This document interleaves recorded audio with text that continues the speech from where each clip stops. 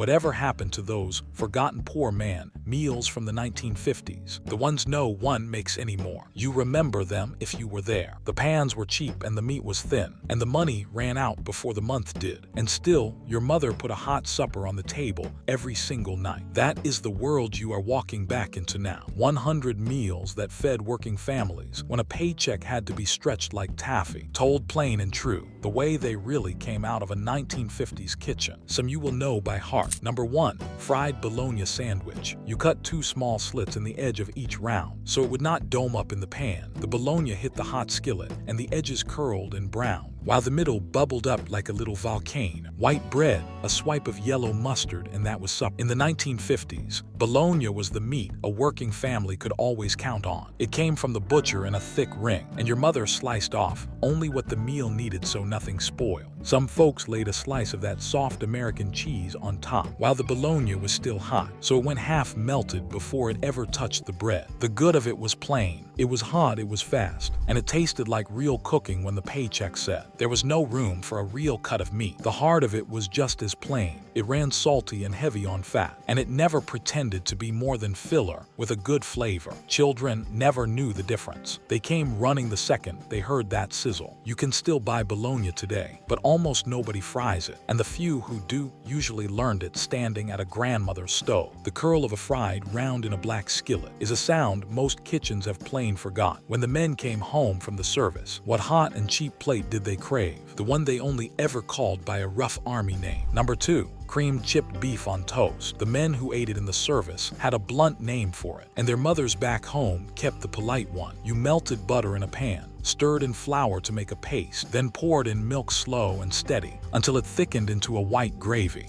In went the dried beef, torn into little ribbons. That salty, wafer-thin beef came in a small jar and kept for months without ice, which is why it fed families through the lean stretches. Long after the war was over, you spooned the whole creamy mess over toast, and 2 or 3 slices of beef flavored a plate big enough to fill a grown man. Some cooks rinsed the beef under hot water first to pull out a little of the salt, a trick passed along once folks started worrying about their blood pressure. The gift of it was how far it reached. A few cents of dried beef and a cup of milk turned into a full supper. The cost was the salt, which could hit hard, and a sameness that wore thin when it landed on the table too many nights running. On a good week, it might get a chopped hard-boiled egg stirred in for richness. Those little jars still sit on a bottom shelf somewhere today, but the dish has slipped out of almost every rotation.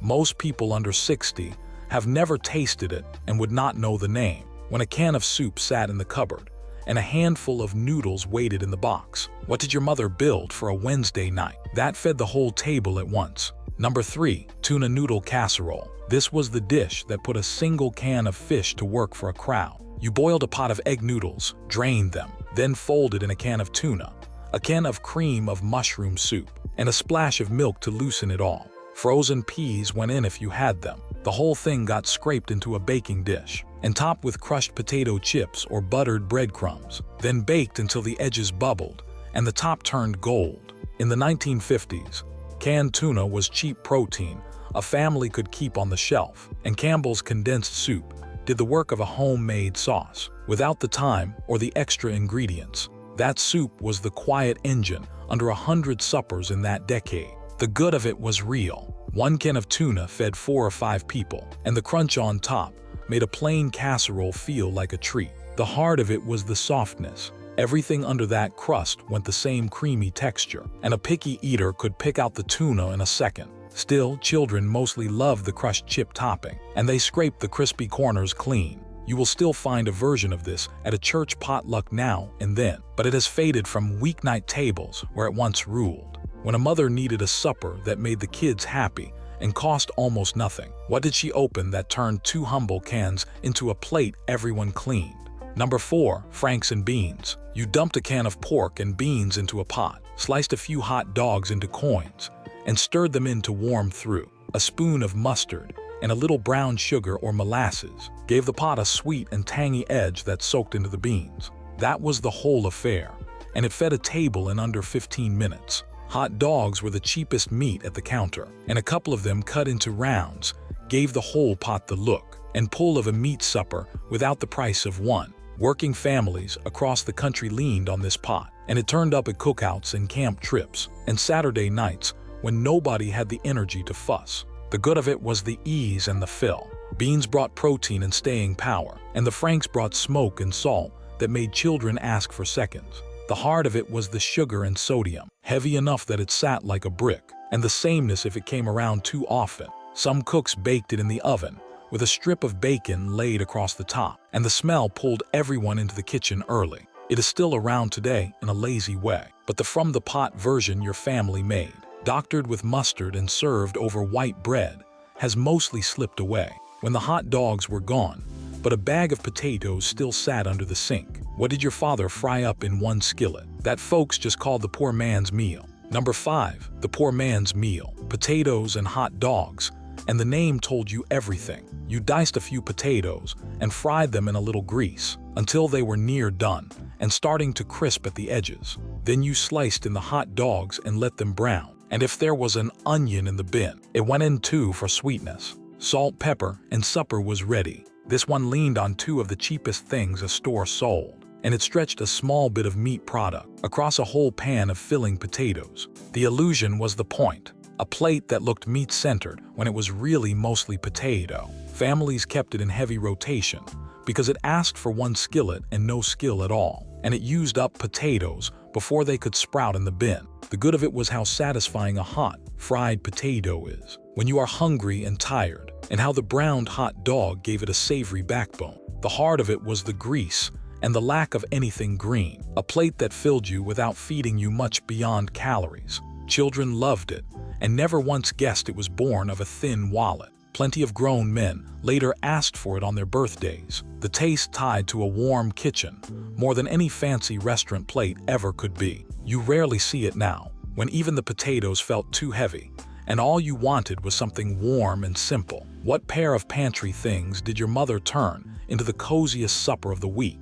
Number 6, grilled cheese and tomato soup. 2 slices of bread, 2 slices of that soft American cheese, and a pan slicked with butter. You pressed it down and let it go golden on one side, flipped it and pressed again until the cheese pulled in long strings. When you tore it open, beside it sat a bowl of tomato soup made from a red and white can, thinned with milk instead of water for a little richness. In the 1950s, these 3 pantry things, bread, cheese, and butter, were about as cheap as a hot meal got, and the canned soup made the pairing a snap.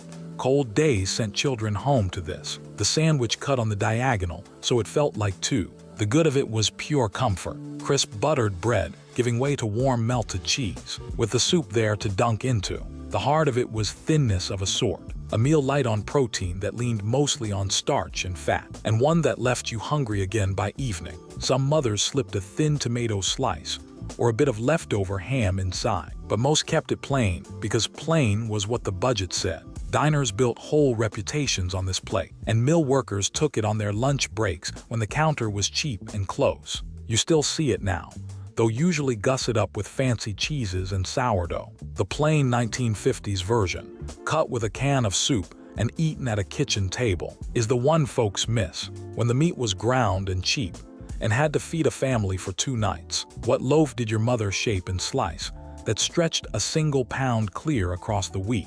Number 7, meatloaf. A pound of ground beef never went as far as it did inside a meatloaf. You mixed the meat with a handful of crushed crackers or dry oats, an egg to bind it, a grated onion, salt, and pepper. Then pressed it into a loaf pan and smeared ketchup across the top before it baked. The filler was the whole secret. Oats and crumbs soaked up the juices and swell, so 1 pound of meat became enough slices for supper tonight and cold sandwiches tomorrow. In the 1950s, this was the Sunday into Monday miracle of a working kitchen. The roast a family could not afford, faked with humble parts. The good of it was that stretch, and the way the ketchup baked into a sweet, tangy crust that children begged for the end slice to get. The hard of it was texture when a cook stretched too far, a loaf that went soft and bready if the filler outran the meat. Every family had its own hand with it. Some pushed in bell pepper, some laid strips of bacon across the top, some hid boiled eggs down the center,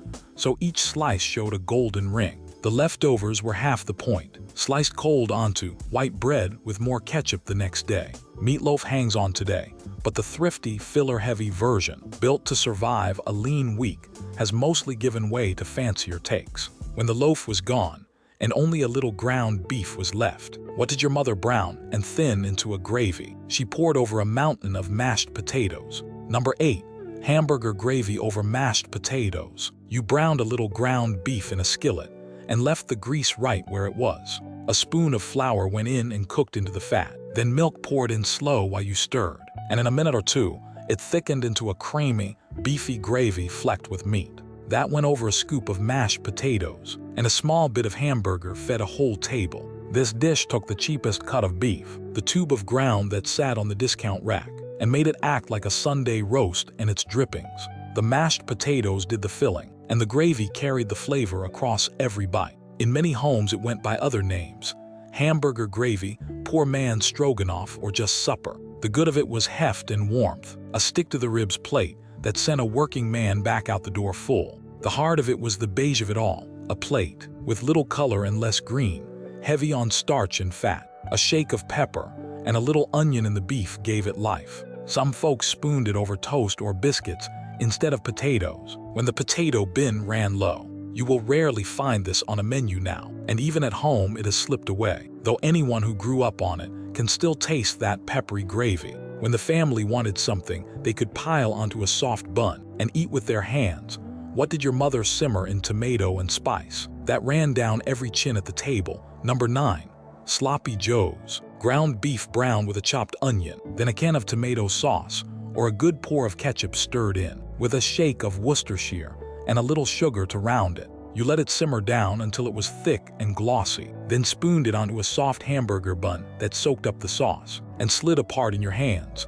The name earned itself. This was a way to take a small amount of beef and swell it with sauce and onion until it filled a bun and a belly. A pound of meat that would have made 4 thin patties instead fed 6 or 7 when you loosened it into a saucy pile. Children loved the mess of it, the way it ran down their wrists, and mothers loved that it came together in one skillet on a busy night. The good of it was flavor and stretch, sweet and tangy and savory all at once, cheap and fast. The heart of it was the sugar and the drip, a sandwich you could not eat clean, and one light on anything green. Every cook had a hand with the seasoning, a little mustard here, a dash of chili powder there. It rode into school cafeterias and church suppers because it fed a crowd for pennies a head. Sloppy Joes still turn up now, though often from a seasoning packet, rather than a mother's own doctored skillet. When the meat counter was out of reach entirely, what did your mother pull from a can of fish and shape into little cakes? She fried up crisp and golden. Number 10.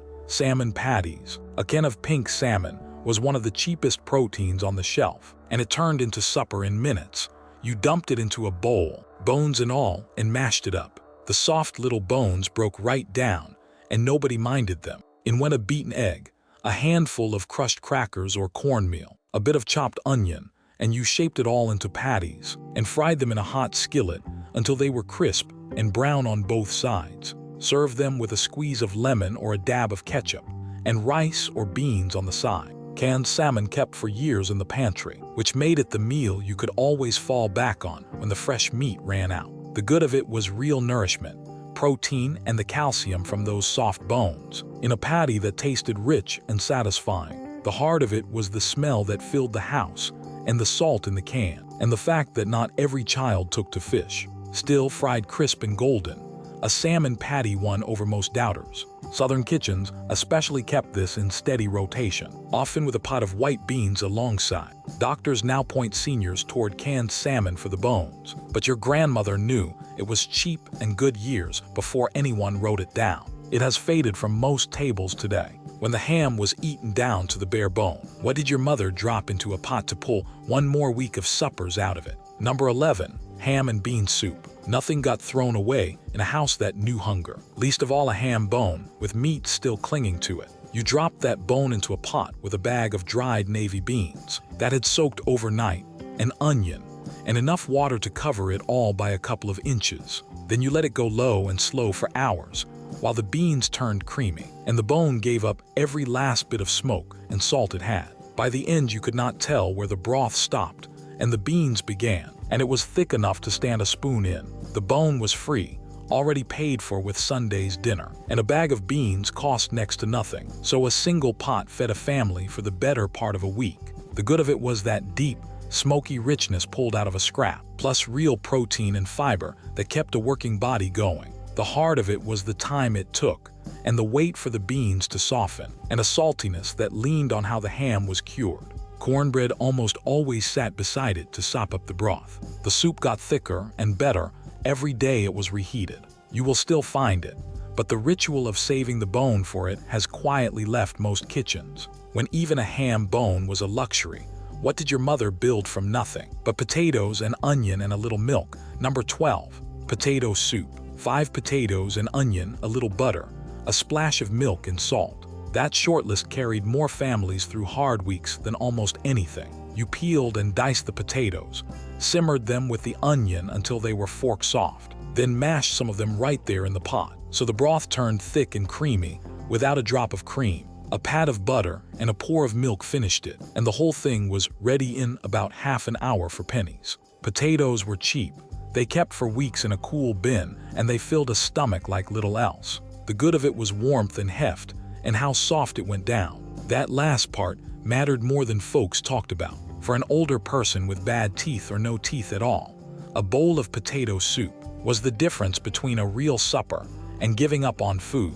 The heart of it was that it was mostly starch, light on protein, a meal that filled you, but did not carry you far on its own. A little bacon crumbled on top, or some cheese stirred and dressed it up when there was a bit extra. Every region had its version, thinner up north, thicker and peppered down south. It still gets made in cold weather, but the plain, milk and butter, stretch-a-nickel version has grown rare. When breakfast had to feed a man for a morning of hard labor, what did your mother whip up from flour, grease, and a little pork that she ladled over hot biscuits? Number 13.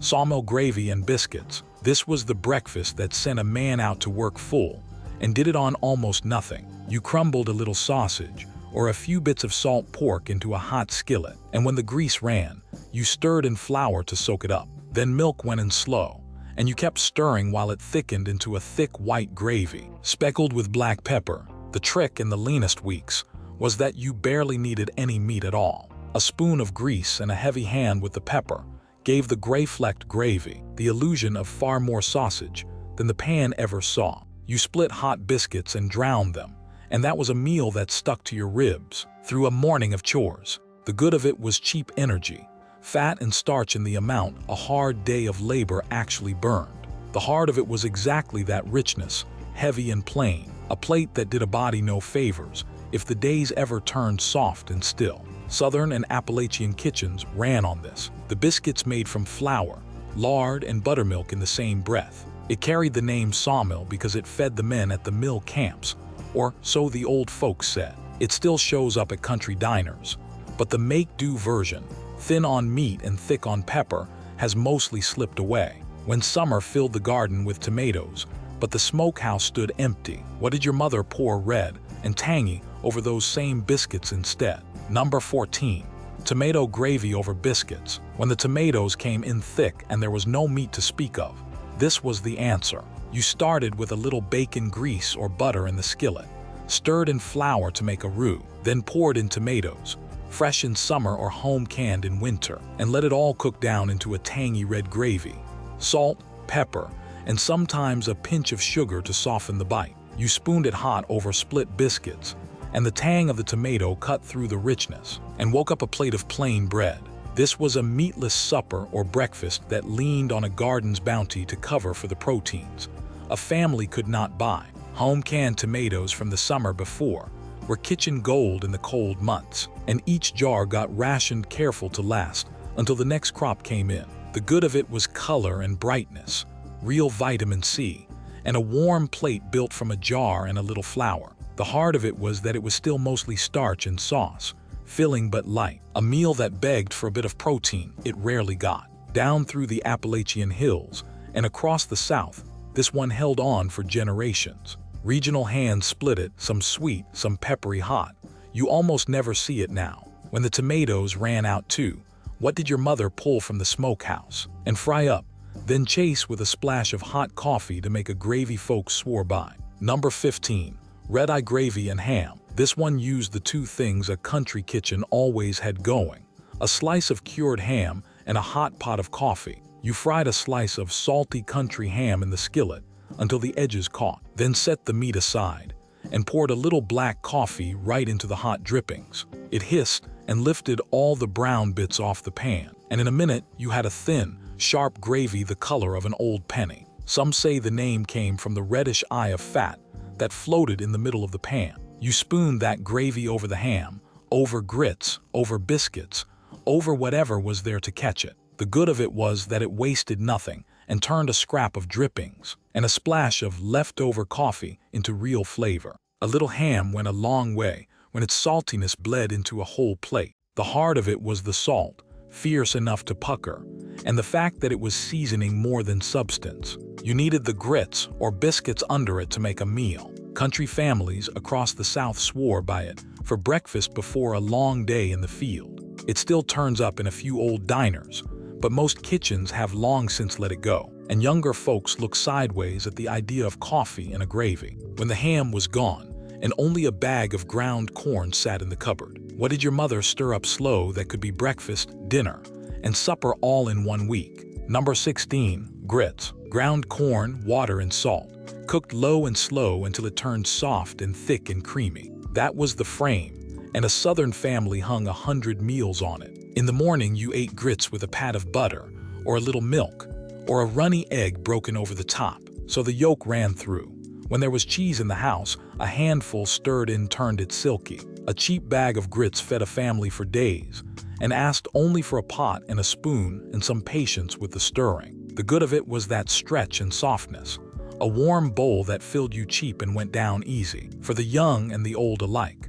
The heart of it was that plain grits gave you little more than starch. It carried you only as far as the butter, cheese, or egg you could spare to dress it. Poor families ate it plain and salted and were grateful for it. Grits crossed every line in the South, on the tables of black and white families alike, a shared bedrock of the region's cooking. It is still eaten today, though often turned fancy with shrimp and cream at a nice restaurant, a long way from the plain buttered bowl that fed the lean years. When the pot of grits went cold and firm, what did your mother slice from it and fry crisp to make a whole second meal? Number 17. Fried cornmeal mush. Nothing got wasted, not even yesterday's leftover pot of cornmeal. You cooked cornmeal down thick like grits, then poured what you did not eat into a loaf pan and let it cool overnight until it set firm as a brick. In the morning you turned it out, sliced it into slabs, and fried them in a little bacon grease until they were crisp and golden on the outside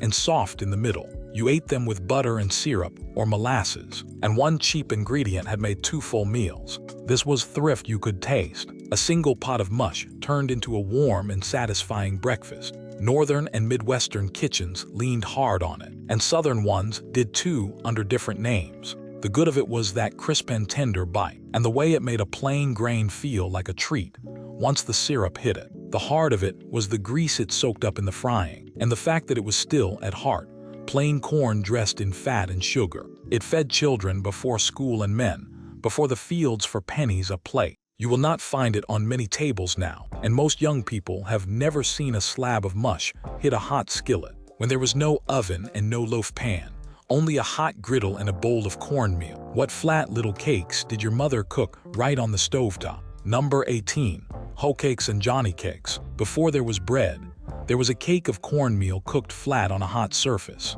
You mixed cornmeal with water or buttermilk, a little salt, and sometimes a spoon of grease, then dropped it onto a screaming hot griddle and let it set into a flat, crisp-edged cake. The old story says field hands once cooked them on the flat of a hoe held over the fire, and the name stuck. You ate them hot with butter, with molasses, with a bowl of beans, with anything at all. This was the simplest bread a poor kitchen could make. Corn and water and heat. No yeast, no oven, barely any fat. The good of it was exactly that. A hot bread you could make with almost nothing and eat with your hands in a minute. The heart of it was plainness. On its own, it was just cooked corn, and it needed butter or syrup, or a pot of greens beside it to become a real meal. Black and white families across the rural South ate these daily, a food carried down through generations and stretched across the leanest of tables. Up in New England, the Johnny cake ran a little different, but the idea held. You rarely see a true hoe cake now, though its cousin, the cornbread, lived on. When the family wanted their cornbread crumbled up and soaked in something cool and tangy. At the end of a hot day, what did your grandfather pour over it in a tall glass? Number 19.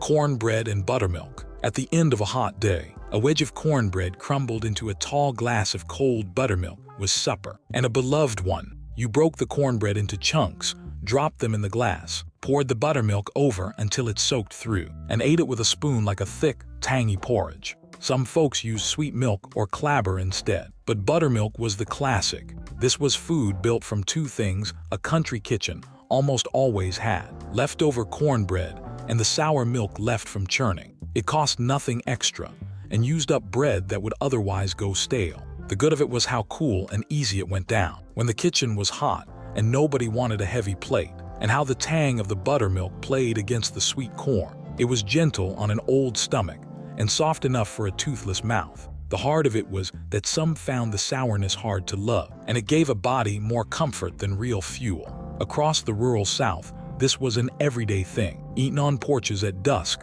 without a second thought. It runs deep in black and white Southern kitchens both, a taste that marked home for millions. You will find almost no one under 70 who still eats it, and many younger folks wrinkle their nose at the very idea. When a wedge of that same cornbread sat beside a pot instead of in a glass, what slow-cooked beans did it soak up all evening long? Number 20. Pinto beans and cornbread. This was the meal that defined poor cooking across the rural South, the Ozarks, and the hill country for 100 years, and the 1950s were no exception. You soaked a bag of dried pinto beans, then simmered them low all day with a piece of salt pork or a ham hock until the broth turned thick and brown and the beans went creamy. Beside them came a wedge of cornbread, golden and crackling from a cast iron skillet, broken into chunks, and used to sop up the soupy bean liquor folks called pot liquor. A bag of pintos was the cheapest protein in the whole store, and it still is.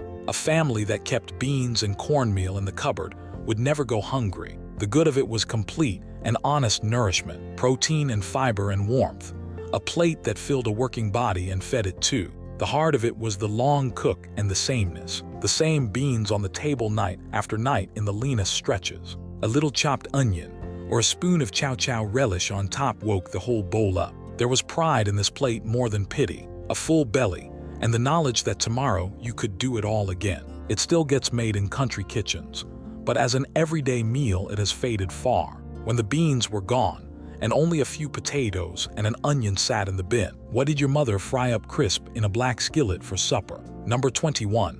Fried potatoes and onions. A skillet, a little grease, some potatoes and an onion, and you had a supper that smelled like heaven and cost like nothing. You sliced the potatoes thin, cut the onion into rings, and laid them in hot grease. Then let them cook slow and undisturbed until the bottoms went brown and crisp before you turned them. Salt and pepper, and that was it. The onion sweetened as it softened, and the potatoes crisped at the edges and stayed tender inside. This was pure thrift. Two of the cheapest and longest-keeping things a store sold turned into something that tasted far richer than its price. Families ate it as a meal on its own, or as the side that stretched a tiny bit of meat into a full plate. The good of it was that smell and that crisp, and how satisfying a hot fried potato is to a hungry, tired person. The heart of it was the grease it drank up, and the lack of anything green, a plate that filled you on starch and fat alone. A couple of eggs cracked over the top turned it into a heartier breakfast when the hens were laying. Every region made it, and every cook swore their skillet did it best. It survives today as a side dish, but the plate of it eaten as a whole meager supper has mostly gone, when even a scrap of meat was more than the week allowed. What did your mother beat into a milk gravy to give a plain plate a taste of protein? Number 22. Egg gravy. When there was no meat at all but a hen or two out back, an egg or two could flavor a whole pan of gravy. You heated a little grease, saved bacon fat or lard, and stirred flour into it to make a roux. Then you poured in milk or water and let it thicken. Here came the skill. You beat an egg and stirred it into the hot but not boiling gravy, so it cooked into fine threads that ran all through the pan. carrying egg flavor into every spoonful. Poured over biscuits or bread, it made a couple of eggs feed a whole family. The good of it was that stretch, and the gentle richness the egg gave a plain milk gravy. Real protein spread thin but spread wide. The heart of it was the timing. Too much heat, and the egg seized into scrambled bits instead of soft threads, and the gravy lost its silk. Salt and a heavy shake of pepper carried the flavor the rest of the way. Country families kept hens as much for this as for the eggs themselves, and the morning's gathering decided whether egg gravy hit the table that day. Children liked to count the golden threads and claim which one came from their hen. It has all but vanished from kitchens now, a dish most folks have never heard of. When the eggs were saved for gravy, but a can of peas sat on the shelf. What creamy white supper did your mother ladle over toast on a thin Wednesday night? Number 23. Creamed peas on toast. A can of peas and a little white sauce turned 2 slices of toast into a supper. You made the sauce the same trusted way. Butter melted, flour stirred in, milk poured slow until it thickened, salt and pepper to finish. Then you tipped in a can of peas, or fresh ones from the garden in season,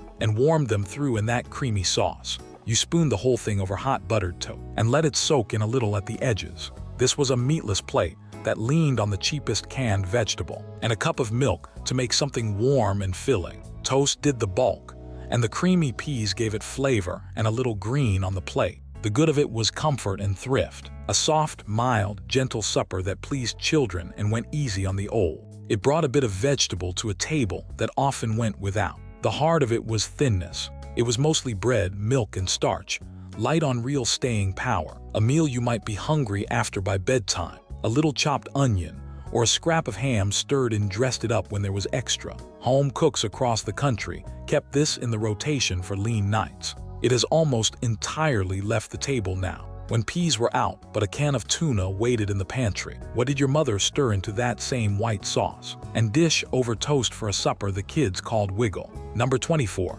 Creamed tuna on toast. The children called it tuna wiggle, and it was cousin to the creamed peas, built on the same trusty white sauce. You melted butter, stirred in flour, and poured milk in slow until it thickened, then flaked a can of tuna into it and warmed it through. Some cooks added peas or a chopped hard-boiled egg to round it out. You ladled the whole creamy business over toast, and 1 small can of fish fed the table. Canned tuna was cheap and kept forever, and a cup of milk did the rest of the work. So this was a supper a mother could pull together with almost nothing on hand. The good of it was real protein in a warm, mild, easy plate that most children took to, plus the thrift of stretching a single can across 4 people. The heart of it was the fishy smell and the softness of it all. Everything gone the same creamy texture over the toast. A squeeze of lemon or a shake of pepper brightened it up. It was a Friday standby in many homes, a meatless plate for a fish night that also happened to be dead cheap. Church suppers leaned on it because it fed a crowd for pennies. You will almost never see it today, and the name tuna wiggle draws blank looks from anyone who did not grow up in that decade, when the family wanted a warm supper built on a skillet of rice instead of a slice of toast. What red and savory one-pot dish did your mother simmer with tomatoes and a little meat? Number 25. Spanish rice. This one-skillet supper turned cheap rice into a meal with a little color and spice. You browned some rice in a bit of grease until it turned golden, then poured in tomatoes, water and onion, and a chopped bell pepper if you had one, and let it all simmer covered until the rice drank up the liquid and went tender. A little ground beef or a few bits of bacon went in when the budget allowed, but plenty of families made it meatless and never missed it. The tomatoes gave it a tangy red warmth, and the pepper gave it life. Rice was among the cheapest things in the store, and a cup of it swelled to fill a whole skillet, so this stretched a table far on next to nothing. The good of it was flavor and fill in one pan, a plate with some brightness, and a bit of vegetable worked right in. The heart of it was that, without the meat it leaned mostly on starch, and the seasoning made or broke it. Mexican-American kitchens across the Southwest and Texas made a richer, deeper version of this, and their hand with it shaped how the rest of the country came to know it. Every family seasoned to taste, some mild, some with a real kick of chili. It still shows up as a side now, but the big skillet of it eaten as the whole supper has grown scarce. When the rice ran low, and the pantry offered up a box of macaroni instead. What one-pot mix of noodles and beef did your mother stir together that everyone called by a borrowed foreign name? Number 26. American goulash. It shared a name with a Hungarian dish and almost nothing else. You browned a pound of ground beef, drained the fat, then stirred in elbow macaroni, a can of tomatoes or tomato sauce, an onion, and enough water to cook the noodles right there in the same pot. 15 or 20 minutes later, you had a thick, savory, one-pot supper of soft noodles and meat in a tomato base. In much of the Midwest, it went by the name Johnny Marzetti, and in other kitchens, it was just goulash or slumgullion. It took a little beef and a cheap box of pasta and turned them into a meal that fed a family for 2 nights, because it only got better the second day, once the noodles soaked up the sauce. The good of it was ease and stretch. One pot, few dishes, and a plate children happily cleaned. The hard of it was the beige heaviness and the lack of anything fresh. A bowl of starch and meat that filled you and little more. A shake of Worcestershire, a little garlic, or a bit of green pepper gave it character. It rode into school cafeterias and church basements because it fed a crowd cheap and easy. Some version of it survives today, but the plain, doctored, from-scratch skillet has grown rare. When even the ground beef stretched too thin, what pot of beans and spice did your mother simmer to feed the family for 3 days running? Number 27. Chili with beans. Not the fancy kind with hand-cut brisket and dried chilies, but the poor man's kind that fed a family for days. You browned a pound of ground beef in a pot. Then in went a can of kidney beans, a can of tomatoes, chili powder, and salt. Half an hour of simmering and you had a pot of chili that lasted 3 days and tasted better on day 2 than it did on day 1. For a family cooking on a budget, this was the ultimate batch meal. Make it Sunday, eat it Monday and Tuesday and Wednesday, and never hear a complaint. The beans made it filling and stretched the meat far. The tomatoes gave it brightness, and even the cheapest tube of ground beef gave it the backbone that kept a working body going. The good of it was that stretch, that warmth, and the way a bowl of it stuck with you through a cold afternoon. The hard of it was the sameness by the 3rd night, and the heat on a tender stomach. A pan of cornbread or a handful of crackers went alongside to round it out, and leftovers went over rice or noodles when the pot ran low. Chili is still made today, of course, but the plain, thrifty, 3-day pot built to survive a lean week has given way to fussier bowls. When the weather turned cold and a cheap head of cabbage sat in the icebox, what did your mother fry down soft and sweet in a little grease? Number 28. Fried cabbage. A whole head of cabbage cost less than almost anything and fed a family for days, and frying it down was the tastiest way to eat it. You cut the cabbage into rough ribbons and laid it in a hot skillet with a little bacon grease or a few chopped bits of salt pork. Then you let it cook down slow, stirring now and then until it wilted and turned silky, and the edges caught and browned and went sweet. Salt, pepper, and maybe a pinch of sugar, and it was done. This was thrift at its plainest, a cheap and long-keeping vegetable turned rich and savory, with just a spoon of pork fat for flavor. Families ate it as a whole meatless supper, or as the side that stretched a little sausage into a full plate. The good of it was that deep, sweet, brown flavor pulled from a plain head of cabbage, plus real nourishment for pennies. The heart of it was the smell that filled the house and clung to the curtains, a scent some families found embarrassing and others wore with pride. A few slices of smoked sausage cooked right in turned it into a heartier meal. Kitchens across the South and the immigrant North both leaned on it. It still gets made today, though far less often, and the house-filling smell of it is a memory most kitchens have lost. When there were egg noodles in the cupboard to go with that cabbage, what dish did the Polish and Slovak families in the mill towns call haluski? Number 29. Cabbage and noodles. In the mill towns of the North, the Polish and Slovak and Hungarian families called it haluski, and it fed them cheap and well. You fried a head of cabbage down soft in butter or grease with an onion, then folded in a pot of boiled egg noodles, and let it all cook together until the flavors married. Salt, pepper, and sometimes a few caraway seeds, and that was the whole dish. Homemade noodles often stood in when there was flour but no spare money, and an afternoon of rolling and cutting dough on the kitchen table became family time as much as chores. This turned 2 of the cheapest things in the store, cabbage and noodles, into a filling, meatless supper that carried the taste of the old country. The good of it was warmth and heft, and the sweet, silky cabbage against the soft chew of the noodles. A comfort plate for pennies. The heart of it was the plainness and the starch, a bowl light on protein that leaned on a scrap of butter for richness. It fed the immigrant working families of the coal and steel country, and rode into church potlucks where cheap and filling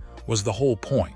It still gets made in those old neighborhoods, but far fewer hands know it now. When New England families wanted one big pot to feed the crowd cheap, what did they boil up with a piece of cheap corned beef? One pot, one cheap cut of meat, and whatever roots were in the cellar. You took a piece of corned beef, one of the least costly cuts a butcher sold, and simmered it low for hours with cabbage, potatoes, carrots, onions, and often beets and turnips until everything went tender and the broth turned savory. You pulled it all out, sliced the meat, and served it in a heap with the vegetables and a little mustard or horseradish on the side. This was a Yankee thrift classic, a way to feed a big family on a tough, salty cut, and a cellar full of cheap-keeping vegetables. The corned beef flavored the whole pot as it cooked, and one piece stretched across a crowd. The good of it was that one pot ease and the honest, filling plate it made. Meat and vegetables together with almost no fuss. The heart of it was the salt from the cure and the soft, boiled sameness of everything on the plate. It was plain eating, not fancy eating. The leftovers were half the reason to make it, because the next morning they became something even better. Irish and Yankee families across New England kept this as a Sunday and holiday standby, especially in the cold months. It still turns up around St. Patrick's Day, but as an everyday supper it has faded. What did those same leftovers become when a cook chopped them up and fried them red in a skillet the next day? Number 31. Red flannel hash. The morning after the boiled dinner, the leftovers became something that some folks liked even better. You chopped up the leftover corned beef, potatoes, and beets, mixed them together, and pressed the whole lot into a hot, greased skillet. The beets stained everything a deep red, which gave the dish its name, and you let it fry undisturbed until a brown crust formed on the bottom before you flipped and crisped the other side. A fried egg often went on top. This was thrift at its finest, a second full meal pulled entirely from the scraps of the first, with not a bite wasted. The beets brought sweetness and that red color, the potatoes brought crisp, and the corned beef brought the salt and savor. The good of it was that crusty, browned, satisfying bite, and the fact that it cost nothing new at all. The heart of it was that it depended entirely on having made a boiled dinner first, and the beets turned some children off before they ever took a bite. A splash of vinegar or a dab of ketchup finished the plate. New England kitchens ran on this the day after a boiled dinner, a rhythm as regular as the calendar.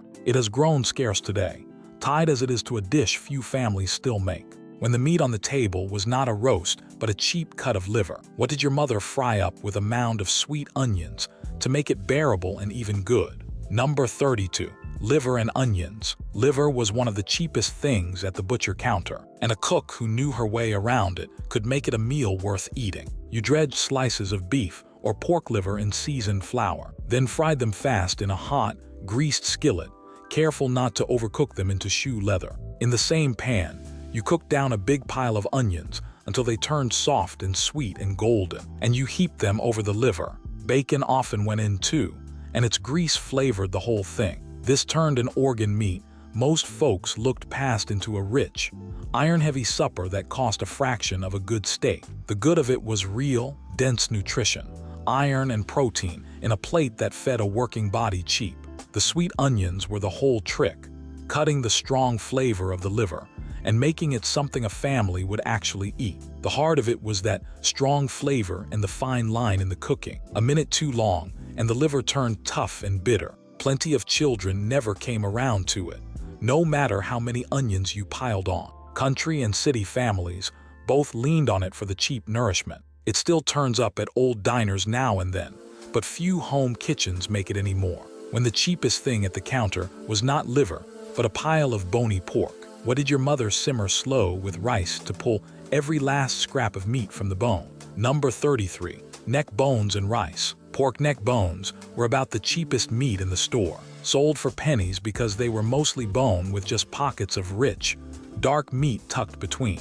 A cook who understood them could make a feast. You browned the neck bones, then simmered them low for a couple of hours with an onion, salt, and pepper, until the meat grew tender enough to fall from the bone, and the broth turned deep and savory. You served it all over a mound of white rice that soaked up that flavorful liquid. This was survival cooking with real soul, a way to pull a satisfying meal from a cut most people threw to the dogs. The good of it was that deep, slow-cooked flavor and the way the rice carried it, a plate that felt rich and filling for almost no money. The hard of it was the work of eating around the bones and the fat, and the long simmer it took to get there. It was a plate for patient hands and hungry bellies. Black Southern kitchens especially made this an art, and it carried north with the families of the Great Migration into the city apartments of Chicago and Detroit. There was pride in this dish, a cheap cut made glorious by skill. It still gets made in kitchens that remember, but far fewer than once did.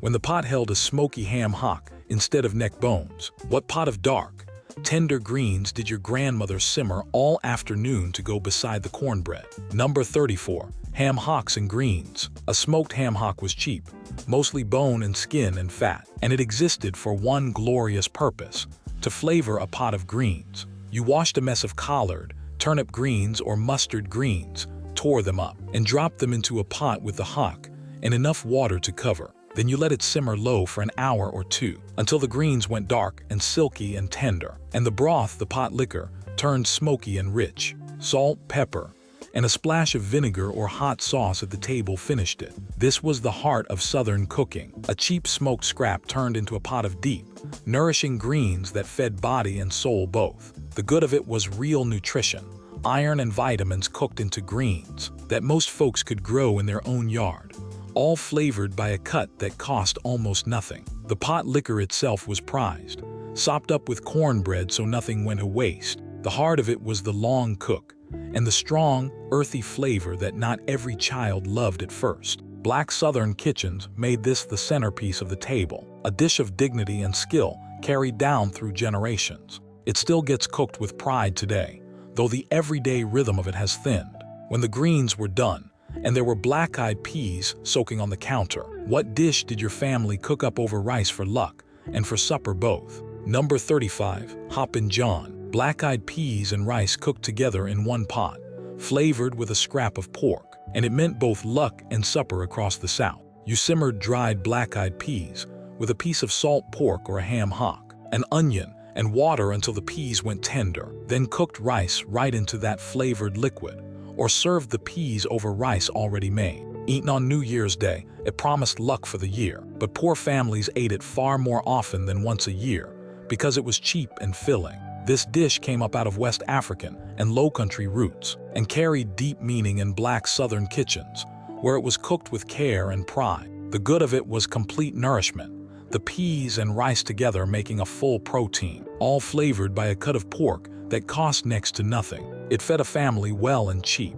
The heart of it was the long soak and simmer, and the plainness if a cook had nothing to season it with. A splash of hot sauce or a spoon of chow chow woke it up. It carried the whole history of Southern survival cooking in one humble bowl. Hoppin' John still gets made, most faithfully on New Year's, but the everyday version has thinned out. When the pot in the Louisiana kitchen held red kidney beans instead of black-eyed peas, what Monday supper simmered on the back burner all wash day long. Number 36. Red beans and rice. This was the Monday meal of New Orleans, born from the old rhythm of doing the wash all day, while a pot simmered untended on the back of the stove. You cooked dried red kidney beans low and slow with a smoked sausage link, an onion, a green pepper, and a stalk of celery, until the beans turned creamy in half, broke down into their own thick gravy, and the sausage gave up its smoke to the whole pot. You served it ladled over white rice. The beauty of it, for a busy or a tired cook, was that it asked almost nothing of you once it was going. You set the pot on at midday and came back hours later to a rich, deep,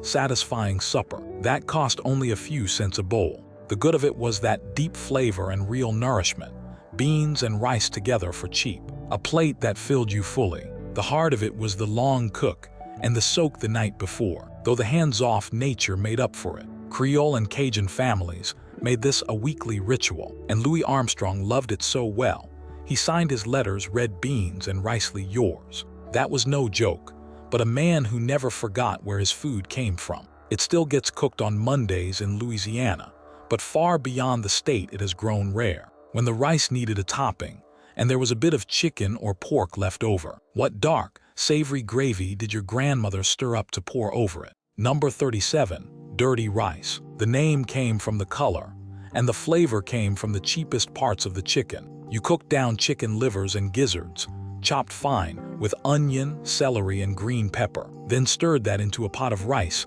along with the drippings, so the whole thing turned brown and speckled, and deeply savory. A little ground pork or sausage went in when there was any to spare. This was Cajun and Creole thrift at its smartest, a way to use the organ meats most folks discarded and turn them into the tastiest rice on the table. The bits of liver and gizzard carried a rich, mineral depth that plain rice could never touch. The good of it was flavor and nourishment for almost nothing. A full and satisfying plate built on parts that cost pennies or came free with the bird.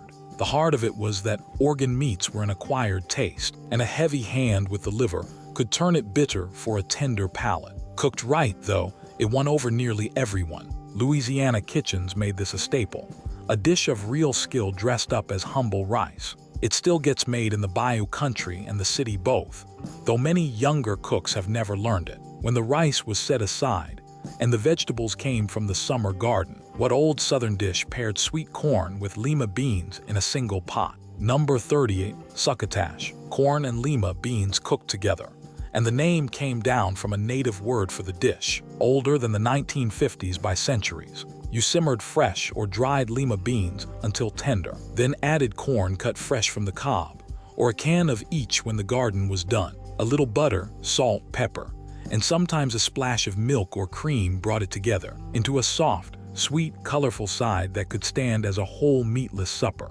This was garden thrift, two cheap and easy-growing crops that a family could put up for winter, combined into something more than the sum of its parts. The corn brought sweetness, the beans brought heft and protein, and together they made a filling plate. The good of it was that balance and that color, real vegetables and real protein from a summer garden, put up cheap and eaten cheap. The heart of it was the plainness, without a little butter or fat, and the fact that lima beans were a hard sell to some children, no matter how sweet the corn. A bit of bacon or salt pork cooked in gave it a savory turn. Kitchens across the South and the country farms leaned on this from the gardens peak clear into winter. It still shows up at holiday tables, but the everyday version has faded. When the tomatoes came in green, before the frost could ripen them, what did your mother slice, dredge, and fry into a crisp southern favorite? Number 39. Fried green tomatoes. When the frost threatened and the tomatoes still hung green on the vine, you did not let them go to waste. You sliced the firm green tomatoes thick, dredged them in cornmeal seasoned with salt and pepper, and fried them in a hot skillet until the coating turned crisp and golden, and the tomato inside went soft and tangy. Some cooks used a little flour with the cornmeal, and some dipped the slices in buttermilk first to help the coating cling. This was pure garden thrift, a way to eat the tomatoes that would never ripen before the cold killed the plant. Nothing on the vine got left behind. The good of it was that crisp fried coating against the sharp, sour tomato inside, a plate with real flavor and crunch, built from something that would otherwise rot. It brought a bright, tart note to a table heavy with starch and fat. The heart of it was the grease it soaked up, and the tartness that not everyone loved, plus the short window each year when green tomatoes were on hand. Down through the South, this was a late summer ritual, cooked in cast iron on porches and in farm kitchens. It has had a fancy revival in recent years, but the everyday version eaten straight from the skillet has grown less common at home. When the tomatoes had ripened instead, and there was stale bread that needed using, what warm, sweet and savory dish did your mother spoon together to keep both from going to waste? Number 40. Stewed tomatoes and bread. Ripe tomatoes and stale bread, cooked down together, made a warm dish that let neither go to waste. You stewed tomatoes, fresh in summer or home-canned in winter, in a pot with a little butter, salt, pepper, and a spoon of sugar to soften the acid.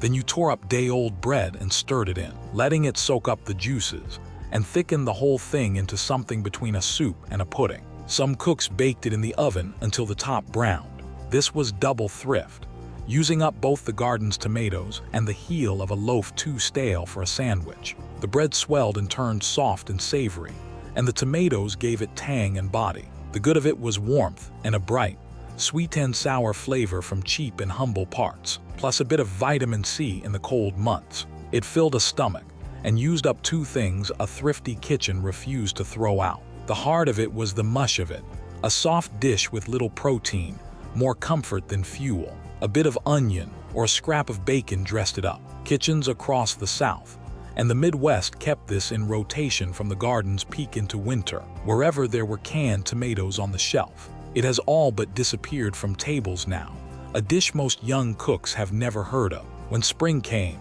and the first tender greens pushed up in the yard, what wild salad did your mother wilt down with a splash of hot bacon grease? Number 41. Wilted lettuce. In the early spring, when the first tender leaf lettuce came up and there was little else fresh to eat, this dish turned it into a warm treat. You tore the young lettuce into a bowl, often with green onions, then fried a few pieces of bacon and poured the hot grease right over the leaves so they wilted down and softened. A splash of vinegar hit the pan to make a quick hot dressing, and the crumbled bacon went on top. Some folks called it killed lettuce because the hot grease killed the crispness of the leaves. This was early garden thrift, a way to eat the first tender greens of the year dressed with just a bit of bacon and vinegar. The good of it was that warm, tangy, smoky dressing over fresh spring greens, real vitamins after a long winter of canned and dried food.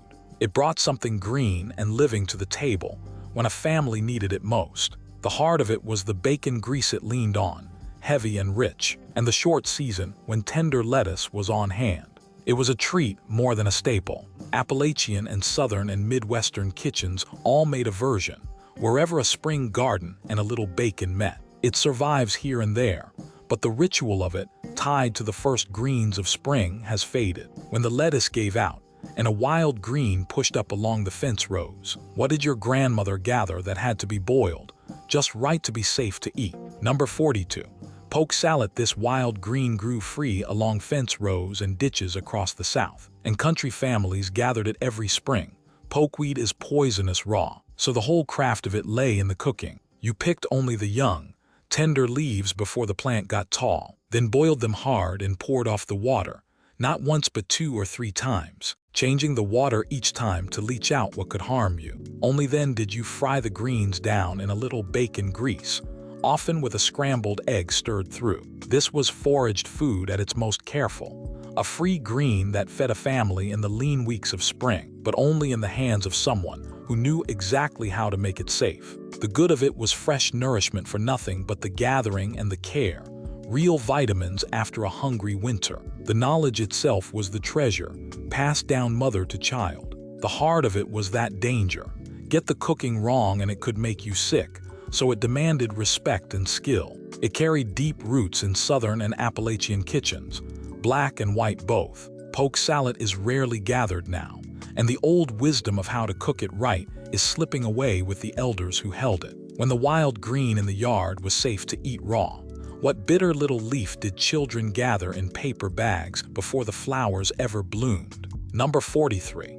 Dandelion greens. The weed in the yard was free food, and country families knew it. You gathered the young dandelion leaves in early spring, before the yellow flowers bloomed and turned the greens too bitter to enjoy. You washed them well, through 2 or 3 rinses to get the grit out, then either ate them raw in a salad, or wilted them down with hot bacon grease and vinegar the way you would killed lettuce. Some cooks added chopped hard-boiled egg. This was free nourishment growing right underfoot, a spring green that cost nothing but the bending and the gathering. It came up just when winter stores had run down and the garden had not yet started, filling a real gap in the year. The good of it was those fresh vitamins for nothing, a bright and living green after months of the canned and the dried. Children were sent out with paper bags to pick the tenderest leaves, learning which plants were which. The heart of it was the bitterness, sharp enough that not every palate took to it, and the careful washing each mess of greens demanded. Folks who grew up on it often kept a taste for bitter greens their whole lives. Kitchens across the country made it, from Appalachia to the immigrant gardens of the North. It is rarely eaten now, though the dandelions still bloom in every yard. When the greens came not from the yard but from the damp banks of a creek, what wild cress did your family gather to eat fresh and peppery? Number 44. Wild cress and creek greens along the cold, running creeks in early spring. A peppery wild cress grew thick, and country folk gathered it by the handful. Some called it crazy greens, and it grew wild where the water ran clean. You picked the young leaves, washed them careful in cold water to clean off the grit and the sand, then ate them fresh in a salad with a little vinegar, or wilted them down in a hot skillet with bacon grease like the other spring greens. Cooked or raw, they carried a sharp, peppery bite all their own. This was foraged food from the wild edges of the land, free for the gathering to anyone who knew where the creeks ran and what to look for. It filled the early spring gap, along with the dandelions and the poke. The good of it was that fresh, peppery nourishment for nothing, real vitamins pulled straight from the creek bank. The knowledge of where and when to find it was a family inheritance. The heart of it was the careful cleaning it took, and the short window each spring, plus the sharp flavor that not every child loved. Appalachian and rural southern families especially prized it. Wild cress is barely gathered now, and the streams-eyed knowledge of it fades a little with each passing year. When the greens gave way to the shade of the woods, what free food did your grandfather bring home that only the wise dared to gather? Number 45. Foraged mushrooms the woods gave freely to those who knew how to read them. In the right seasons, a family that understood which wild mushrooms were safe could gather them from the fields and the timber and turn them into a meal that cost nothing but the knowledge and the walk. You simmered them with whatever was on hand, an onion, a few potatoes, a bit of butter, into a stew or fried them up alongside eggs. The earthy, meaty flavor gave a plate real richness without a scrap of meat. This was the deepest kind of foraged thrift, food pulled straight from the wild by someone who had learned, often over a lifetime, exactly which mushrooms would feed you and which would kill you. The good of it was that rich, savory, free food, a taste of the woods that dressed up a plain plate for nothing. The heart of it was the danger, plain and real. A single wrong mushroom could sicken or kill, so this food belonged only to those with true, tested knowledge, often written in handwritten notebooks with careful drawings. That wisdom grew rarer as families left the land for the cities and lost their connection to the old gathering grounds. It is a lost art in most families now. When the foraging was done and the garden's summer squash came in heavy, what did your mother slice and fry to use up the pile? Number 46. Fried squash when summer buried a family in yellow squash from the garden. Frying it was the tastiest way to keep up. You sliced the squash into rounds, dredged them in cornmeal or flour seasoned with salt and pepper, and fried them in a hot skillet until the coating went crisp and golden, and the squash inside turned soft and sweet. An onion sliced in with it added flavor, and some cooks dipped the rounds in buttermilk first to help the coating hold. This was pure garden thrift, a way to eat down a crop that grew so fast and so heavy that no family could keep ahead of it. Cheap or free from your own plot, squash turned into a real dish with just a little cornmeal and grease. The good of it was that crisp coating against the tender, mild squash, a plate with crunch and flavor built from a vegetable that cost nothing. It brought something from the summer garden to the table, in a form even children would eat. The heart of it was the grease it soaked up in the frying, and the short, heavy season when squash overran the garden. Plain squash bored people, but fried squash they came back for. Southern kitchens especially leaned on this all summer long. It still gets made in garden country, but far less than it once did. When the supper called for potatoes, but there were only cold leftover mashed ones in the icebox, what did your mother shape and fry to bring them back to life? Number 47. Potato cakes. Leftover mashed potatoes never went in the trash.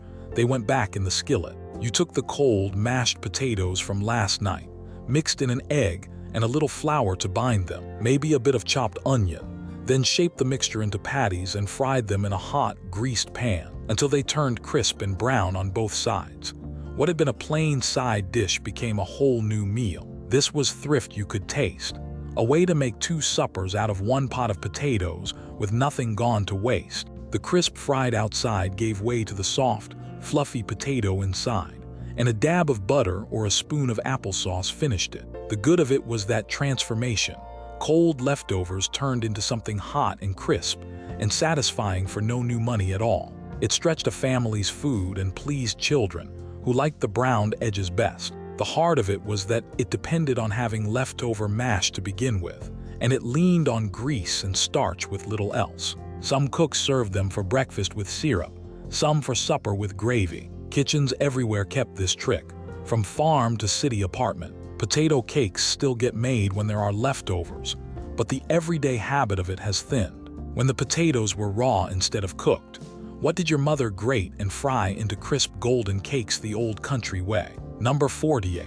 Potato pancakes. Grated raw potato, fried crisp, was a dish the immigrant families brought from the old country and kept alive in America. You grated raw potatoes and squeezed the water out of them, mixed in a beaten egg, a little flour, and a grated onion, then fried spoonfuls of the batter in a hot, greased skillet until they were crisp and brown outside and tender within. Served with applesauce or simply salt and pepper, they filled a family for pennies. The German families called them Kartoffelpuffer, the Jewish families made latkes, and the Eastern European families had their own names, but the thrift behind them crossed every line. Potatoes were cheap and kept for months, and a few of them grated and fried made a whole meal. The good of it was that crisp, savory bite, and the way a plain potato became something special with just an egg and an onion. It was cheap, filling, and fun for children to eat. The heart of it was the work of hand grating, which left many a knuckle scraped,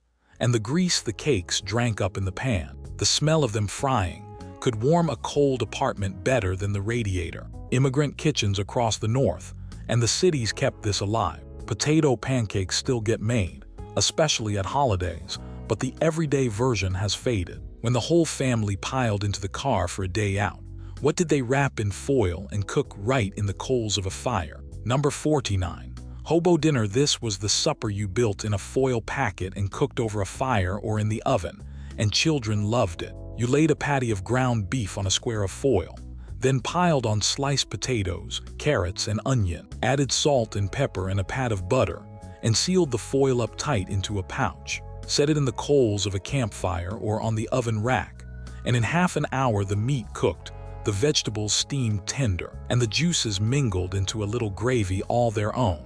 Everyone got their own packet, which made it feel special. This was thrift dressed up as fun.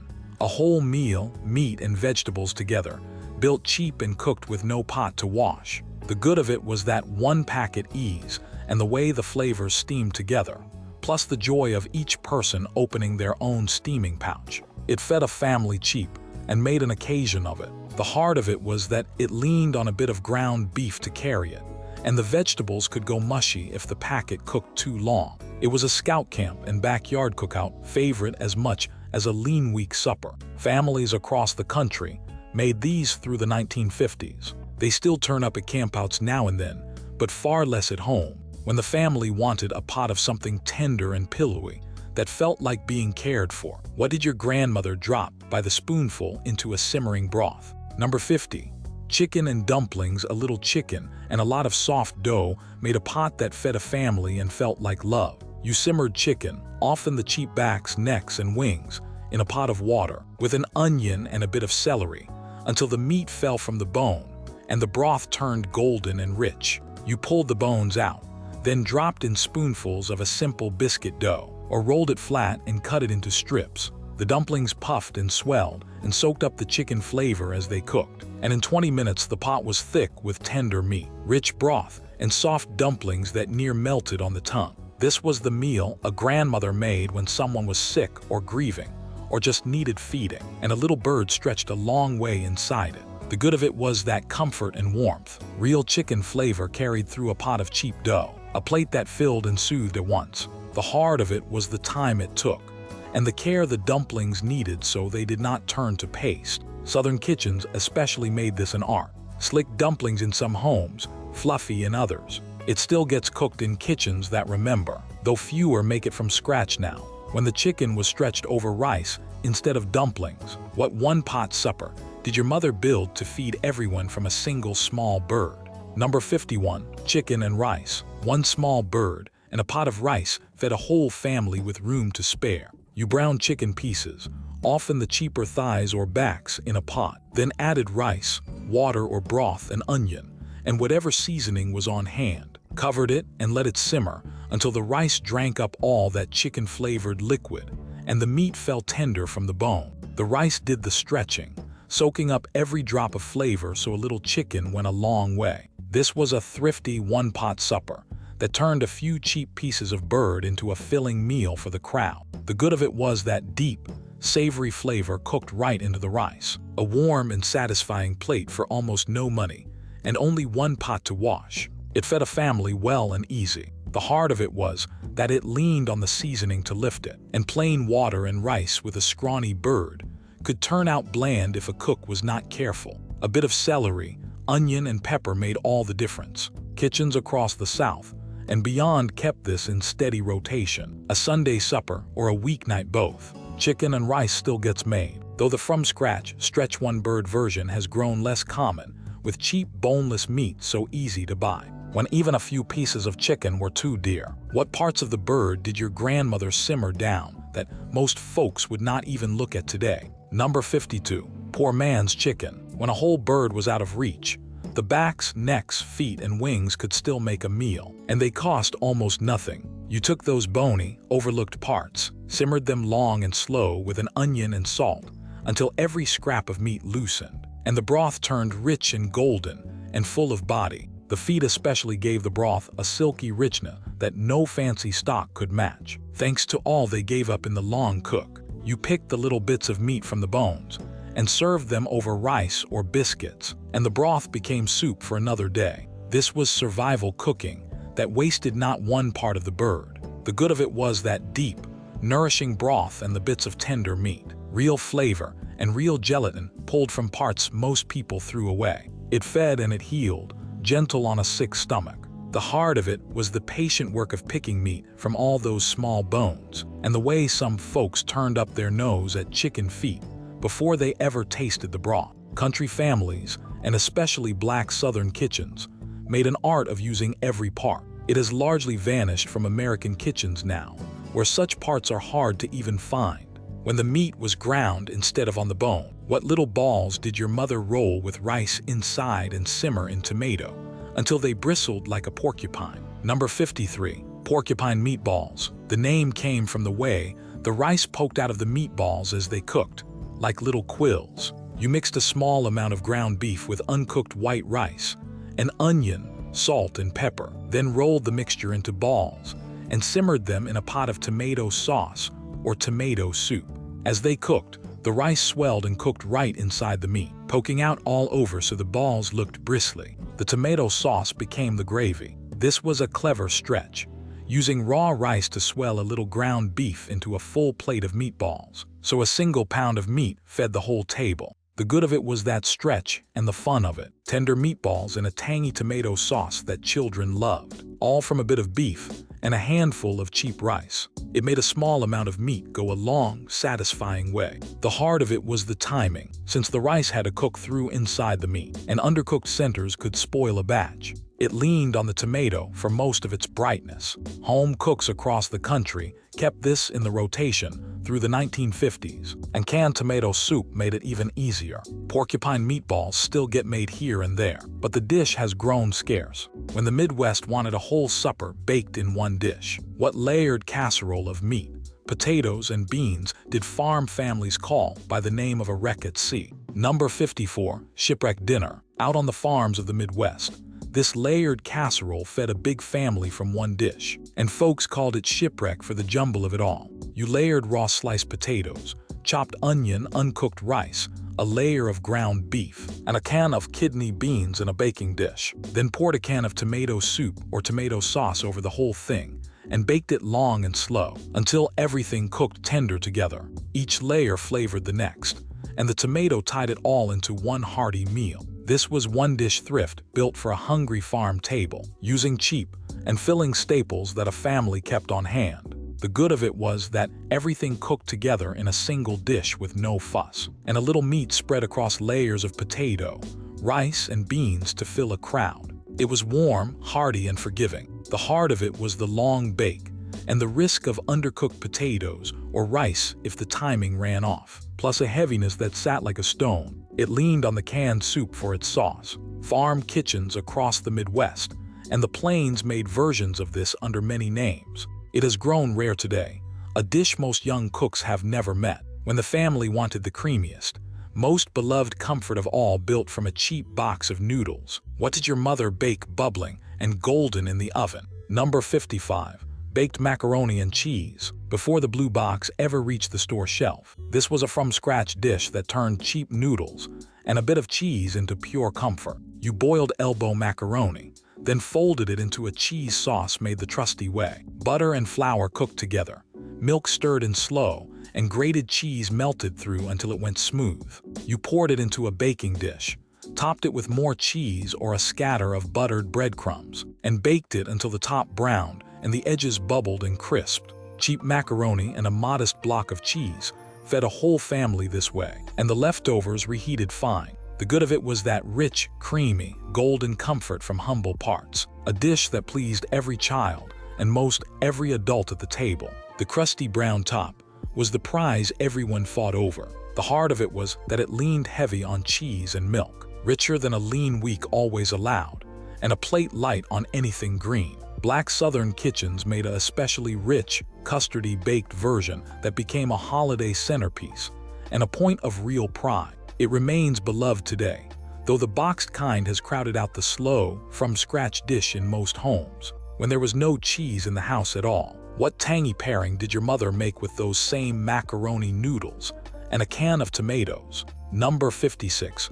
Macaroni and tomatoes. When the cheese ran out but the noodles and the tomatoes did not, this simple dish filled the gap. You boiled elbow macaroni, drained it, then stirred and stewed or canned tomatoes with a little butter, salt, pepper, and often a spoon of sugar to soften the acid. That was the whole thing, a bowl of soft noodles in a warm, tangy tomato broth. Some cooks let it simmer together a while so the flavors married, and the noodles drank up the tomato. This was thrift at its plainest, two of the cheapest things a pantry held, macaroni and home-canned tomatoes, turned into a warm and filling supper for pennies. The good of it was that bright, sweet and sour comfort against the soft noodles, a warm bowl that filled a stomach cheap and used up the summer's canned tomatoes. It brought a little brightness to a plain table. The heart of it was that it was mostly starch and tomato, light on protein, more a comfort than a fuel. A bit of bacon or a scrap of ground beef turned it heartier when there was any to add. Southern and Appalachian kitchens especially leaned on this, a beloved everyday plate. It still gets made in kitchens that remember, though it has faded far from most tables. When the family wanted melted cheese, but only had bread to put it on, what did your mother make on the stovetop that the old cookbooks called a rarebit? Number 57. Welsh rarebit. Melted cheese poured over toast, dressed up with a name that made it sound fancy. You made a smooth sauce of melted cheese, loosened with a little milk or beer, seasoned with mustard and pepper, then poured it hot over slices of toasted bread and let it soak in at the edges. Some cooks slid it under the broiler to bubble and brown the top. The old name made a joke of the fact that there was no rabbit in it at all, just cheese and bread, a poor man's plate dressed up with a grand title. This was cheese on toast made a meal, a way to turn a modest bit of cheese and a couple slices of bread into a warm, savory supper. The good of it was that rich, sharp, melted comfort over crisp toast, a filling plate for very little. It felt like more than it was. The heart of it was the richness, heavy on cheese and fat, and the way it leaned on toast for all its bulk, with no vegetable in sight. A slice of tomato on top, or a dash of Worcestershire in the sauce woke it up. Home cooks and diners both kept this on the menu through mid-century, an easy and cheap hot supper. It has nearly vanished from American kitchens now, and the old-fashioned name draws puzzled looks when the toast held not cheese, but the last of a leftover chicken bound in cream sauce. What supper did your mother spoon over it that a fancy restaurant might have called a La King? Number 58. Creamed chicken on toast. The last bits of a Sunday chicken lived on into the week in a creamy sauce over toast. You made the trusty white sauce, butter and flour and milk cooked into a smooth gravy, then stirred in the leftover chopped chicken, and often a few peas or a spoon of pimento for color. You ladled it over toast or a split biscuit, and a few scraps of bird made another full supper. The fancy restaurants called a dressed-up version chicken a la king, and served it in a pastry shell. But at home, it was simply the way a thrifty cook made one chicken last. The good of it was that rich, comforting plate pulled from leftovers that might otherwise have gone to the dog. Real chicken flavor spread over cheap toast. It stretched a bird a long way. The heart of it was the softness of it all, everything gone creamy over the bread, and the way it leaned on that white sauce for most of its body. A little sherry or lemon brightened the fancy version, but the home plate kept it plain. Kitchens everywhere used this trick to squeeze every last meal from a chicken. It has grown scarce now, tied as it is to the old habit of roasting a whole bird and stretching it all week, when the meat came not from a bird, but from a can with a key on the side. What hash did your father fry crisp for a quick and hearty supper? Number 59. Corned beef hash. A can of corned beef and a couple of potatoes made a fast, filling supper in one skillet. You diced potatoes and an onion and fried them in a hot pan until they started to soften. Then broke up the canned corned beef and mixed it in, pressing the whole thing down and letting it fry undisturbed until a brown, crispy crust formed on the bottom. A fried egg on top made it a full plate. The canned corned beef was cheap and kept forever on the shelf, so this was a supper a family could always fall back on.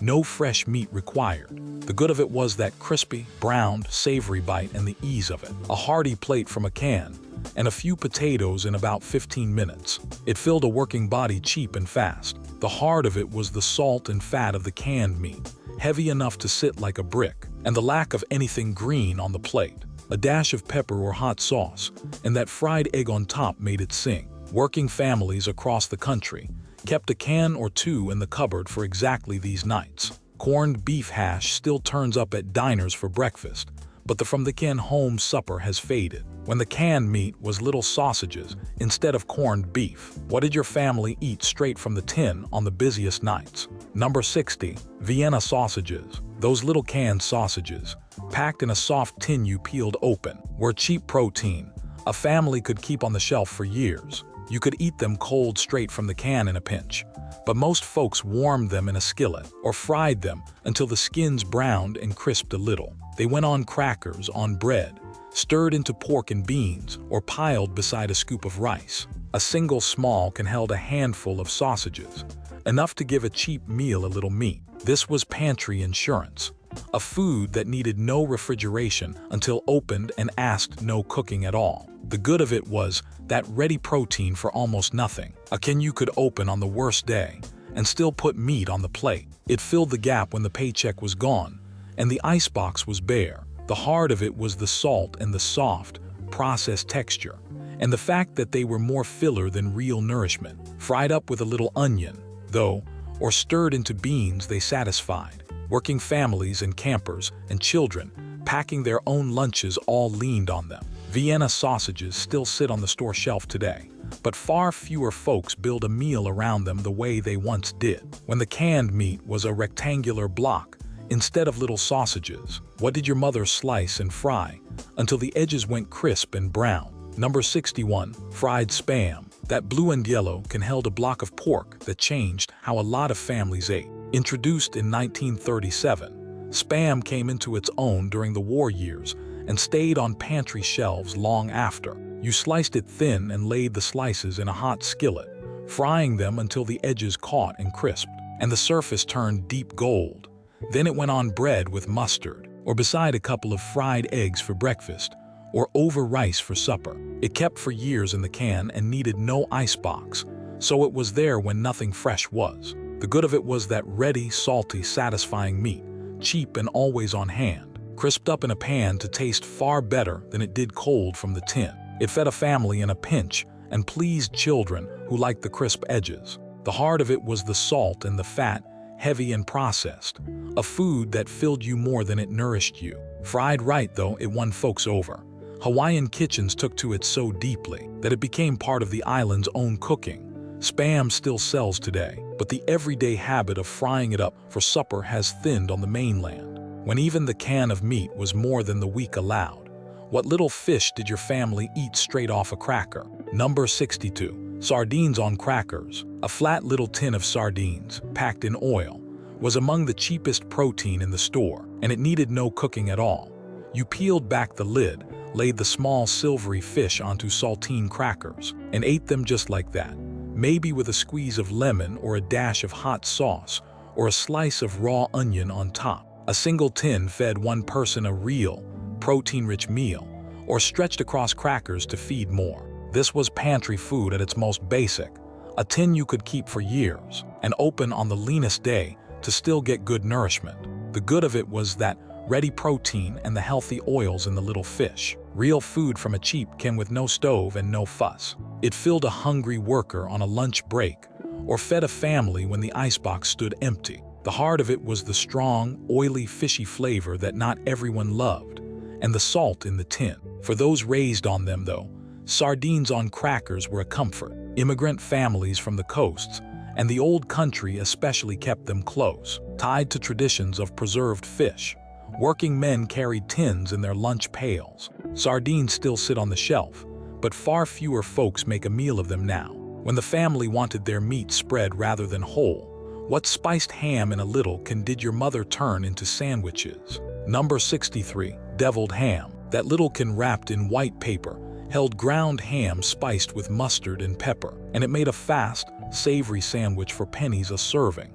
You spread the deviled ham straight onto bread, or mixed it first with a little mayonnaise, and mustard to stretch it further and smooth it out. A leaf of lettuce or a pickle slice finished the sandwich. The word deviled just meant the meat was spiced up hot, an old cooking term long older than the 1950s. The Underwood brand, with its little red devil, was one of the oldest packaged foods in the country, and folks trusted it on the shelf. This was cheap, ready protein that kept without ice and turned into lunch in a minute. The good of it was that spicy, salty, satisfying spread real meat flavor from a small can that stretched across several sandwiches. It packed well in a lunch pail and needed no cooking. The heart of it was the salt and the processed texture, and the fact that a little can did not go far if the whole family wanted it. Mixed with mayonnaise, though, it spread thin and fed more. Working families and children's lunchboxes leaned on it. Deviled ham still sits on the store shelf, but far fewer kitchens reach for it now. When the spread was cheese instead of ham, what tangy orange mixture did your mother stir up that Southern families spread on everything? Number 64, pimento cheese. Some folks called it the caviar of the South, and it cost almost nothing to make. You grated a block of cheese, sharp cheddar most often, stirred in a jar of chopped pimentos, and enough mayonnaise to bind it into a spread, and seasoned it with a little salt and pepper. That was the whole thing. A bowl of tangy, creamy orange spread that went on crackers, on white bread, on celery, on anything at all. A modest block of cheese made a big bowl of it, enough for many sandwiches. This was thrifty comfort, a way to stretch a bit of cheese into a spread that fed a family and tasted rich. The good of it was that sharp, creamy, tangy flavor, and the way it turned a plain slice of bread into something folks looked forward to. It kept in the icebox for days and packed easy into a lunch. The heart of it was the mayonnaise and cheese richness, heavy enough that it was a treat more than a daily staple, and a spread with little beyond fat and flavor. Every Southern cook had her own hand with it, some smooth, some chunky, some with a kick of cayenne or a bit of grated onion. It ran deep in Southern kitchens across every line. Pimento cheese has had a fancy revival lately, but the plain homemade bowl of it has grown less common. When the icebox held boiled eggs instead of cheese, what did your mother mash and spread for a cheap and filling sandwich? Number 65, egg salad sandwich. When the hens were laying, eggs were the cheapest protein a family had. An egg salad stretched a few of them into lunch for everyone. You boiled the eggs hard, peeled and chopped them, then mashed them with a little mayonnaise, a spoon of mustard, salt, and pepper. Some cooks added chopped onion, celery, or a bit of sweet pickle relish. You spread the mixture thick on white bread, and 3 or 4 eggs made sandwiches for the whole table. This was thrifty and simple, a way to turn a handful of backyard eggs into a filling, protein-rich lunch for almost nothing. The good of it was that real nourishment and the creamy, tangy flavor. A sandwich that satisfied and packed well into a lunch pail or a picnic basket, Eggs were often the one protein a poor family could produce themselves. The heart of it was the mayonnaise, which could spoil in the heat without an icebox, so it needed some care in summer. And a plain egg salad leaned on its seasoning to shine. A little paprika or a bit of pickle woke it up. Kitchens everywhere kept this in the rotation, cheap and easy. Egg salad still gets made today, one of the survivors, though the from the henhouse version is long gone. When the protein came not from eggs, but from a can or a pot of beans. What sweet baked dish did your mother make that New England built its whole table around? Number 66. Baked beans. Slow-baked beans in a sweet, dark sauce were a New England birthright and a cheap supper anywhere. You soaked dried navy beans overnight, then baked them low and slow for hours with a piece of salt pork, molasses or brown sugar, a chopped onion and a little mustard, until the beans turned tender and the sauce cooked down thick and dark and sweet. A single pot fed a family for days and only got better as it sat. Beans were among the cheapest protein in the store, and a bit of salt pork and molasses turned them into something rich and satisfying. This was thrift built on patience, a pot that asked for a long, slow bake but almost no money. The good of it was that deep, sweet, smoky flavor and the real protein and fiber, a filling plate that stretched far and reheated well. Boston built its reputation on it, and folks ate it on Saturday nights with brown bread. The heart of it was the long bake and the overnight soak, plus a sweetness and saltiness that leaned heavy. It needed the bread beside it. Kitchens across New England and beyond kept a bean pot going. Baked beans still get made, though the from-scratch, all-day version has given way to the can. When those beans were left over the next day, what did your mother pile between two slices of bread for a lunch that stuck to your ribs? Number 67. Baked bean sandwich. Cold leftover baked beans, spread between two slices of bread, made a lunch that carried a working body through an afternoon. You took the beans from last night's pot, mashed them a little so they held together, and spread them thick on bread, sometimes with a bit of the sweet sauce and a slice of onion. Some folks added ketchup or a smear of mustard. That was it. A filling, sweet and savory sandwich built from leftovers that cost nothing new. This was thrift stacked on thrift, taking the beans that had already fed the family once and turning them into another meal entirely. The good of it was that real protein and fiber and the sweet, hearty flavor, a sandwich that filled a lunch pail and a stomach cheap. It packed well and held together for a worker or a school child. The heart of it was the mess of it, beans that could squeeze out the sides, and the fact that it leaned on. Having baked beans on hand to begin with, cold beans on. Bread was not for every palate. Working families across New England and the industrial North especially made these, tucking them into lunch pails, headed for the mill or the mine. The baked bean sandwich has all but vanished now, a memory most young folks would find strange. When the pot held not beans but split peas, what thick, green soup did your mother simmer with a ham bone all afternoon? Number 68. Split pea soup. A bag of dried split peas and a leftover ham bone made a soup so thick you could stand a spoon in it. You simmered the split peas with the ham bone, a chopped onion, a carrot, and water for an hour or more, until the peas dissolved into a smooth green. Porridge and the bone gave up its last smoky richness. No mashing needed, since the peas broke down all on their own. Salt and pepper finished it. This was cheap, filling, and near impossible to ruin. A pot you could walk away from and come back to thicker and better. Dried peas cost almost nothing, and the bone was already paid for, so the whole pot fed a family for days. The good of it was that thick, smoky, satisfying warmth and the real protein and fiber. A bowl that filled a body cheap and stuck with it. It reheated fine and even improved as it sat. The hard of it was the plainness of color and the way. Hungry table tired of the same green pot by the third night. A splash of vinegar or a crumble of cornbread woke it up. Cafeterias, mess halls, and senior centers served it because it was cheap and forgiving. It still gets made in cold weather, though far less than it once did, when the pot held white beans instead of peas, and there was no bone at all. What soup did your mother build from almost nothing? Number 69. Navy bean soup. If ham and bean soup was the Sunday version, plain navy bean soup was the weeknight workhorse, and it needed no bone at all. You simmered a bag of soaked dried navy beans with an onion, a couple stalks of celery, and salt for a couple of hours until the beans burst open and their starch thickened the broth into a creamy white soup. Some cooks added a splash of vinegar at the end to brighten it, or a bay leaf, but the plain version worked fine on its own. A 2-pound bag of dried beans cost next to nothing and made a pot that fed a family for the better part of a week. This was thrift at its most basic. One cheap bag turned into days of suppers. The good of it was that creamy, mild, comforting warmth and the real protein and fiber, a filling bowl for almost no money that got better as it sat. The famous bean soup served every day in the Senate cafeteria was this very dish, plain and beloved. The heart of it was the long simmer and the soak the night before, plus a plainness that begged for a little seasoning. A bit of onion and pepper carried it. It still gets made in thrifty kitchens, though far less often now. When the pot needed to use up whatever was wilting in the icebox, what soup did your mother throw it all into? Number 70, vegetable soup.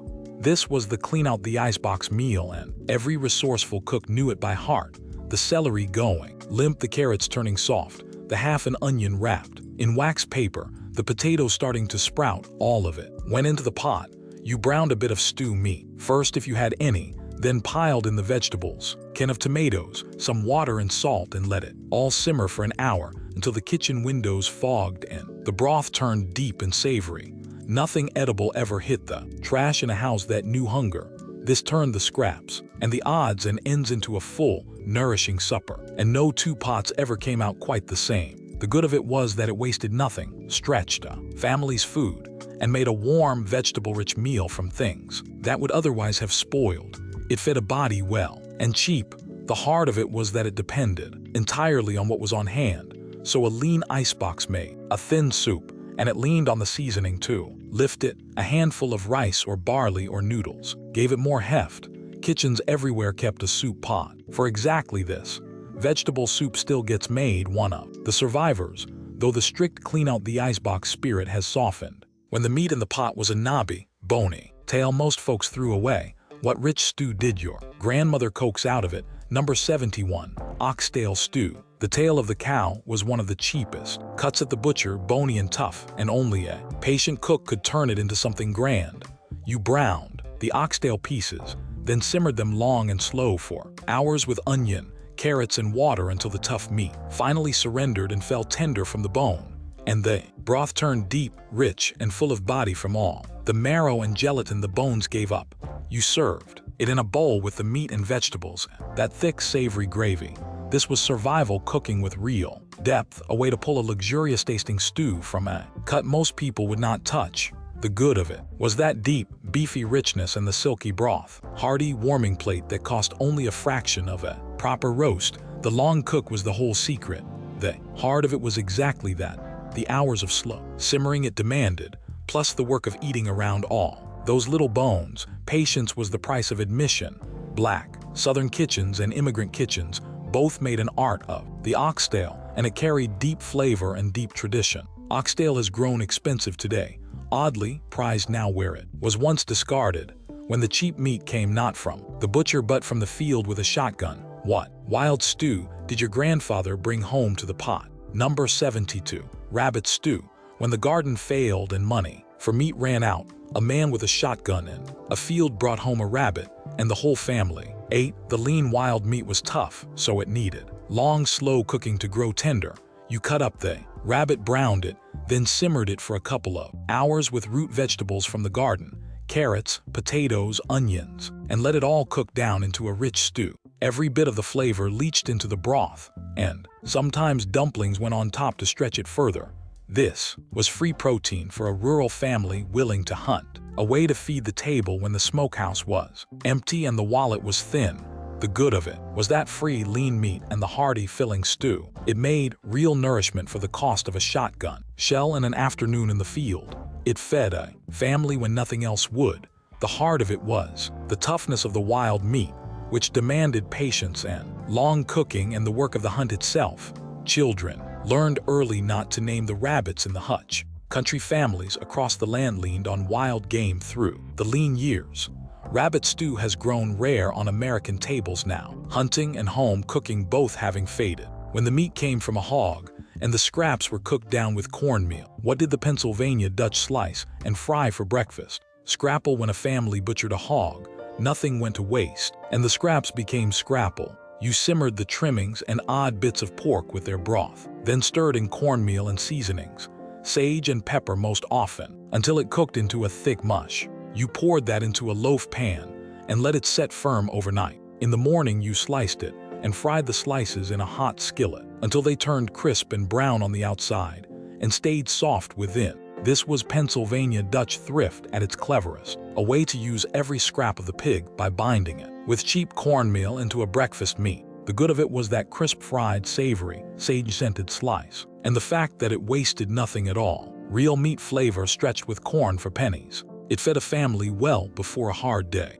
The heart of it was the plainness of the parts it came from, which turned some folks off before they tasted it, and the grease of the frying, served with syrup or ketchup or apple butter, though it won people over. The Pennsylvania Dutch made it a beloved everyday food, and it spread through the mid-Atlantic.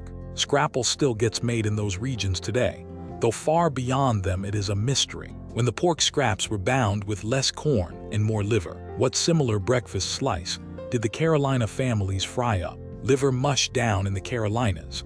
A close cousin of scrapple leaned more on liver, and folks there loved it dearly. You cooked pork liver in scraps, ground them fine, then bound the mixture with cornmeal, and seasoned it heavy with sage, salt, and black pepper before pressing it into a loaf to set. Sliced and fried crisp, it made a breakfast meat with a deep, rich mineral flavor from the liver. Some called it liver pudding when it ran softer and looser. This was the same nose-to-tail thrift as scrapple, using the organ meats and scraps that would otherwise go to waste, stretched with cheap cornmeal into a filling food.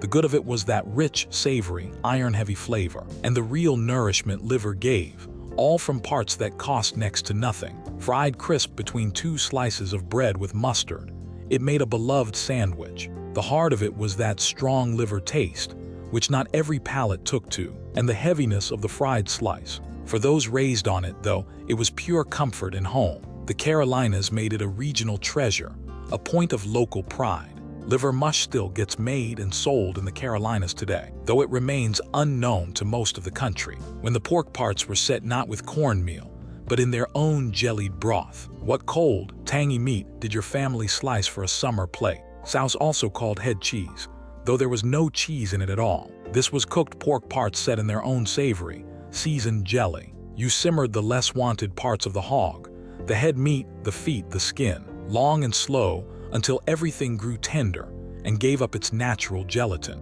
You picked the meat, seasoned the broth with vinegar, salt, pepper, and often red pepper, then poured it all into a mold and let it chill until it set into a firm, sliceable loaf, meat suspended in tangy jelly. You served it cold, sliced thin, often on crackers or bread. This was thrift at its most complete, using the parts of the hog that even a poor kitchen might have discarded, turning them into a cool, tangy meat for the table. The good of it was that no part of the animal went to waste, and the tangy, seasoned jelly made a refreshing cold plate in hot weather. It fed a family from scraps. The heart of it was the parts it came from, and the jellied texture, both of which asked something of a squeamish eater. The vinegar and pepper carried it a long way. Southern and Pennsylvania Dutch kitchens both made a version, and it ran deep in country tradition. Souse still gets made in some old kitchens and country stores, though it has grown rare and strange to modern eyes. When the hog parts were cleaned by hand and simmered for a holiday feast, what dish did black Southern families gather to cook together? Chitlins cooked from the small intestines of the hog. Chitlins, as folks lovingly called them, carried deep meaning in black Southern kitchens, especially around the holidays. The whole craft began with the cleaning, a long and careful job of rinsing and stripping the intestines by hand until they were spotless, work that often brought the family together in the kitchen for hours. Then you simmered them slow with onion, vinegar, and plenty of seasoning until they turned tender, and often you battered and fried some crisp. This was survival cooking born of necessity, when the enslaved and later the poor were given the parts of the hog no one else wanted, and it grew into a dish of real pride and tradition. The good of it was that a food born of the hardest history became a celebration, a holiday dish cooked with skill and gathered around with joy. It wasted nothing and fed a crowd.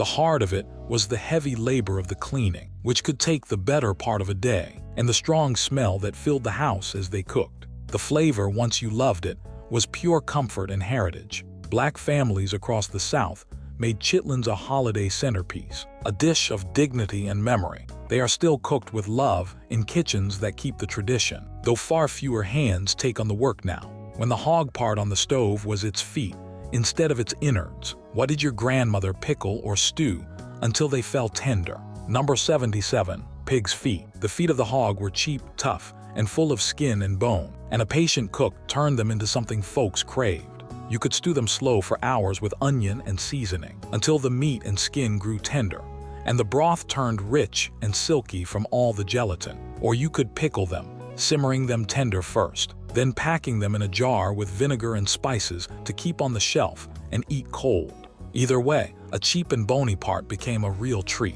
This was nose-to-tail thrift, using a part of the animal that cost almost nothing and turning it into a rich, satisfying food.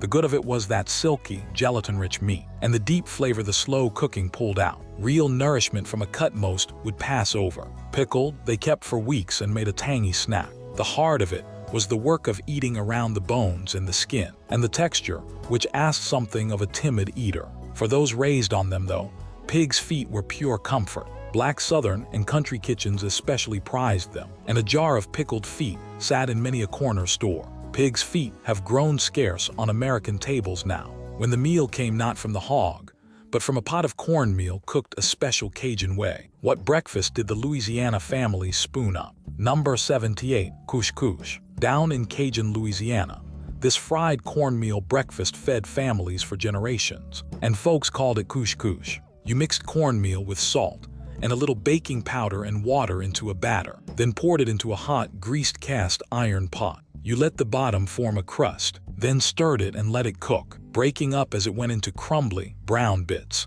You ate it hot in a bowl with milk poured over, or with cane syrup, or alongside eggs and coffee. This was cheap cornmeal turned into a warm, filling breakfast the Cajun way, a close kin to the fried mush of other regions, but with its own hand. The good of it was that crumbly, toasty, corn-rich comfort and the ease of it. A filling breakfast from a bowl of cheap meal and a little grease, sweetened with cane syrup or softened with milk.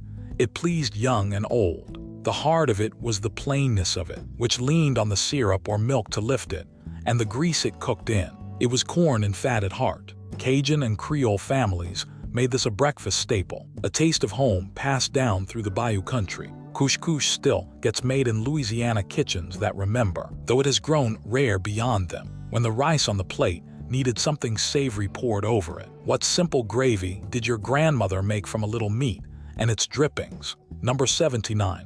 Rice and gravy. Across the South in Louisiana, a plate of white rice under a ladle of savory brown gravy was a supper in itself. You made the gravy from whatever meat and drippings you had, browning a little flour in the fat left in the skillet, then stirring in water or broth until it thickened into a rich, dark gravy. Sometimes there were bits of meat in it, pork or chicken or a little sausage, and sometimes it was mostly drippings and flour. You poured it generous over a mound of rice, and cheap rice carried the flavor of a little meat across a whole plate. This was thrift built on the two things a Southern kitchen always had: rice and a skillet with some grease in it. The good of it was that deep, savory comfort, and the way the rice soaked up every drop. A filling plate that made a scrap of meat feed the table. It stretched a long way. The heart of it was that a lean gravy with no meat leaned all on the drippings and the seasoning, and it was heavy on starch. Done right with good drippings, it was pure satisfaction. Black Southern and Cajun kitchens especially made rice and gravy a daily bedrock. It still gets eaten in the South, though the everyday from the drippings version has thinned. When the corn came fresh off the cob in high summer, what did your grandmother scrape and fry in her skillet? Number 80. Fried corn. In high summer, when the corn came in sweet and heavy, this was the way to eat it that folks looked forward to all year. You cut the kernels from the cob, then scraped the cob hard with the back of the knife to get all the milky juice out too. That went into a hot skillet with a little bacon grease or butter, and you fried it down, stirring, until the corn turned tender, and the starchy milk thickened into its own creamy sauce right there in the pan. Salt, pepper, and sometimes a splash of milk finished it. This was garden thrift at its sweetest. Fresh corn turned into a rich, creamy side, or a whole meatless supper for almost nothing. The good of it was that sweet, creamy, buttery flavor from corn at its peak, a dish that tasted like summer itself and cost only what the garden gave. Scraping the cob was the secret to that natural creaminess. The heart of it was the short season, since fresh corn came only weeks a year,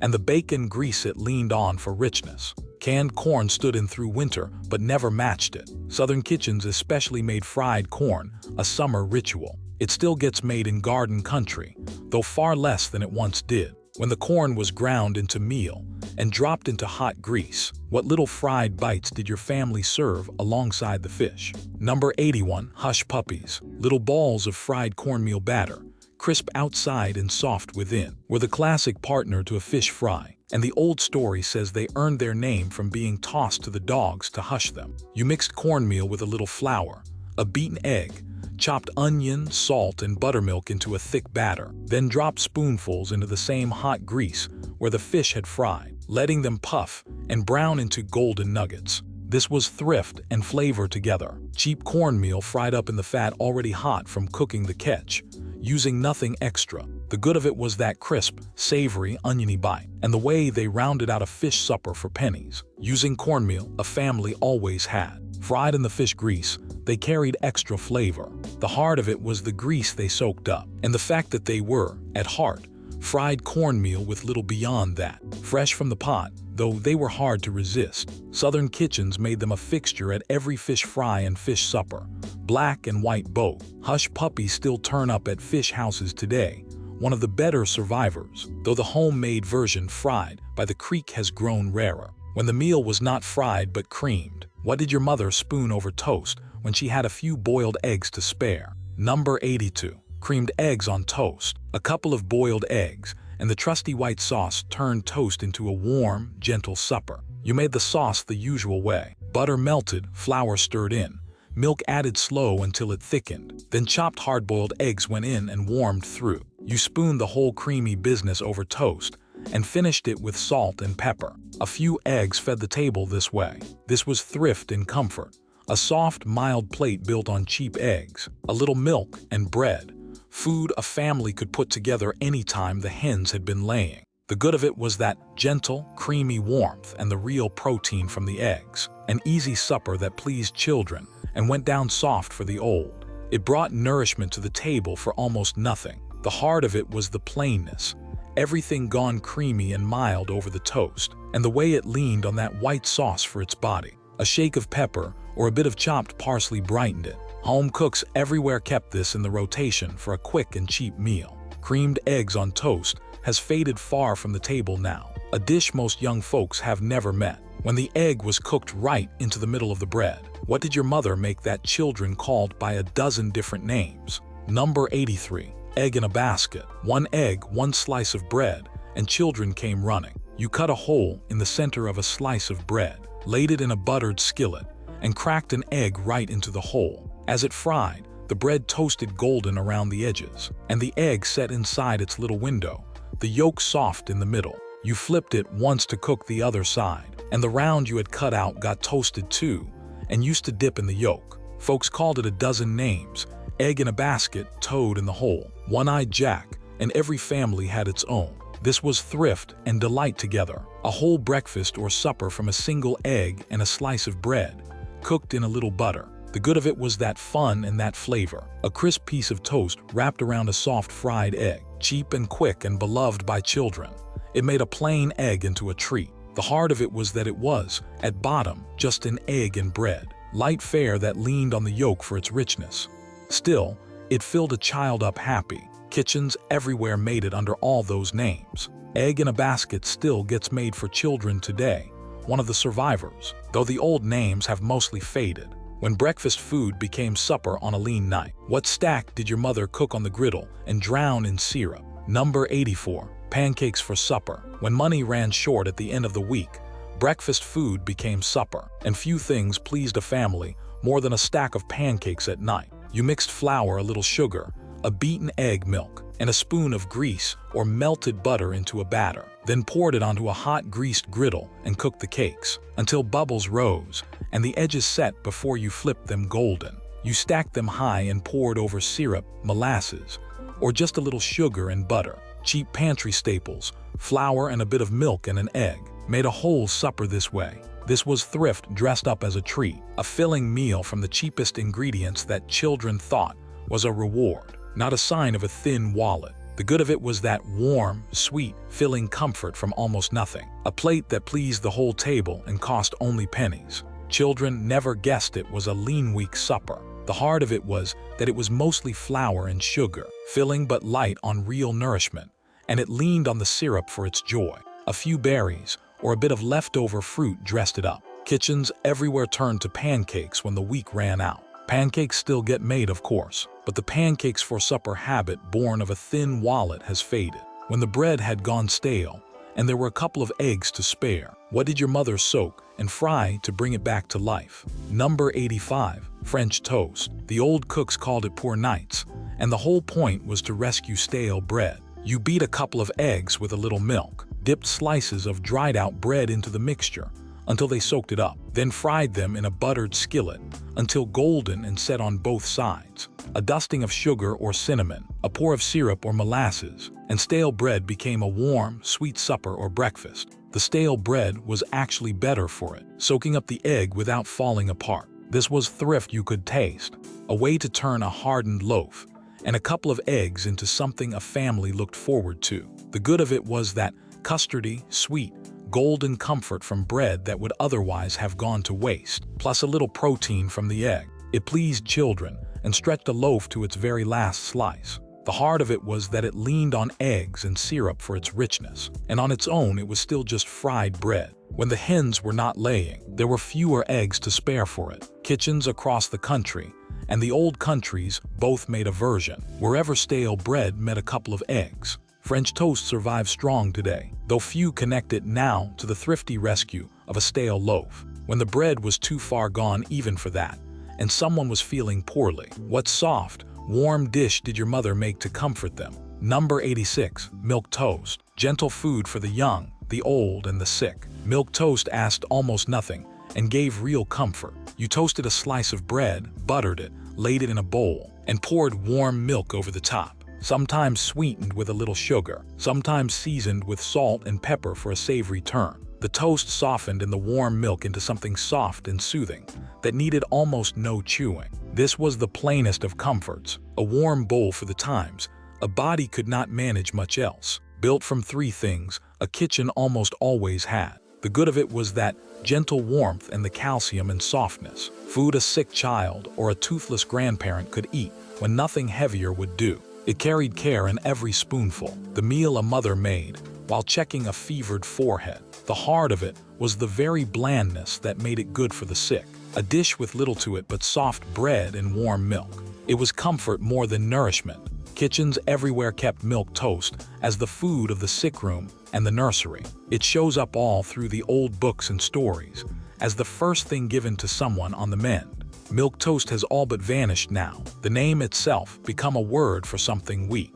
When the cupboard held only crackers and a little milk, what even thinner supper did your mother stretch out of them? Number 87, cracker soup, also called poor man's soup. This was survival food stripped down to almost nothing. You crumbled a handful of saltine crackers into a bowl, dropped in a pat of butter and a shake of pepper, and poured hot water or hot milk over the top. The crackers softened and swelled, the butter melted through, and you had something warm to fill a stomach when the cupboard was near bare. It asked for no cooking at all, just hot liquid poured over crackers. This was the very bottom of the pantry, the meal you made when there was nothing else at all, and it still gave warmth and a little comfort. The good of it was that it was warm and filling for the moment, made from the last crackers in the box when nothing else remained, and it took no stove and no skill. Folks fed it to the sick too, believing the warm, mild broth soothing. The heart of it was that there was almost nothing to it, little more than salt, starch, and hot water, a meal that filled but did not feed.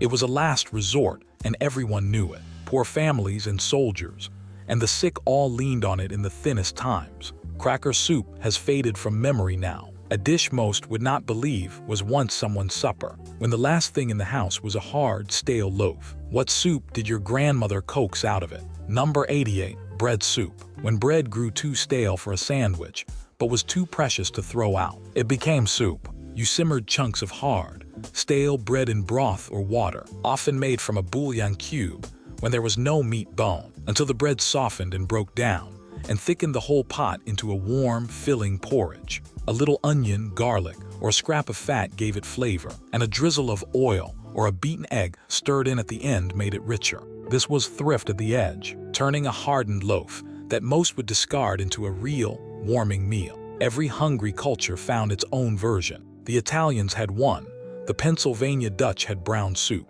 and the immigrant kitchens each brought their own. The good of it was that warm, filling comfort pulled from nearly nothing. A way to eat well on a hard loaf and a little seasoning. It stretched the last of a loaf into supper. The heart of it was the plainness, a soup that was mostly bread and broth, leaning on whatever bit of flavor a cook could find. Garlic and oil or an egg made all the difference. Kitchens across the immigrant North and the rural South both made a version. Bread soup has faded far now, though fancy restaurants have rediscovered a version and charged dearly for it. When there was bread but no soup pot going, what sharp and simple sandwich did the working men carry into the mines and mills? Number 89. Onion sandwich. Raw onion between two slices of bread sounds like a punishment, but it fed countless working men through the lean years. You sliced an onion paper thin, sometimes soaking the slices briefly in cold water to take off the harshest bite, then laid them on bread spread with butter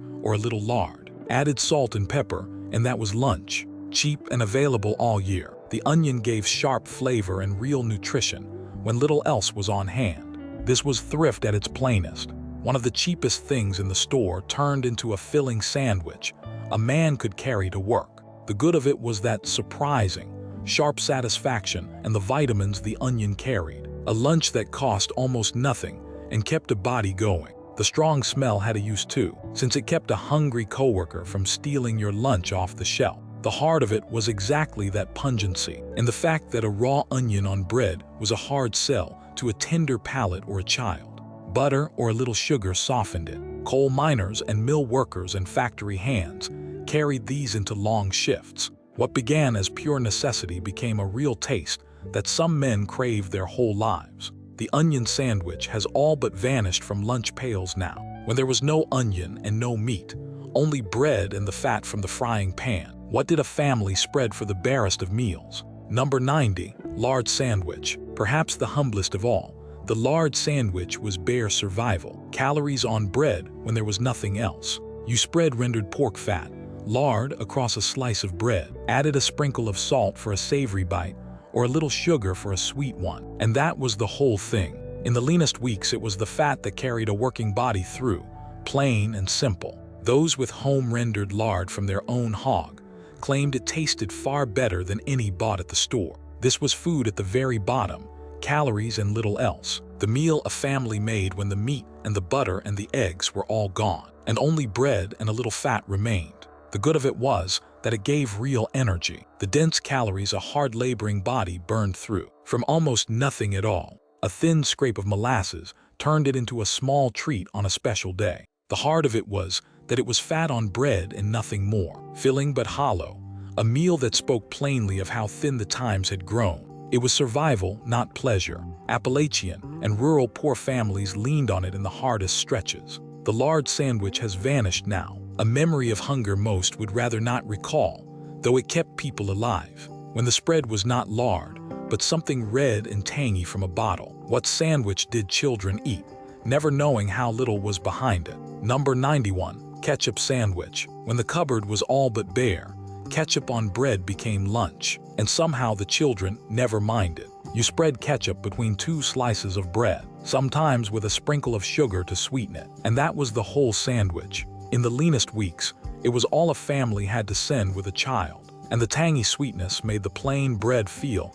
almost like a treat. Parents who ate nothing themselves made sure the children had at least this. This was the bottom of the pantry, dressed up in something red and sweet, a way to quiet a hungry stomach when there was nothing real to put on the bread. The good of it was that the tang and the sweetness fooled a child into thinking it was something better than empty bread, and it filled the gap when there was nothing else. Toasted, it felt a little more like a meal. The heart of it was that there was nothing to it but bread and a smear of tomato and sugar. No protein, no real nourishment.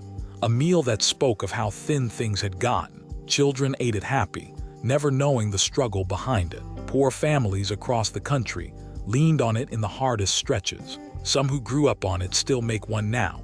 And then when the memory calls, when the bread held something richer and stranger than ketchup, what sweet and creamy pairing did Southern children carry to school? Number 92.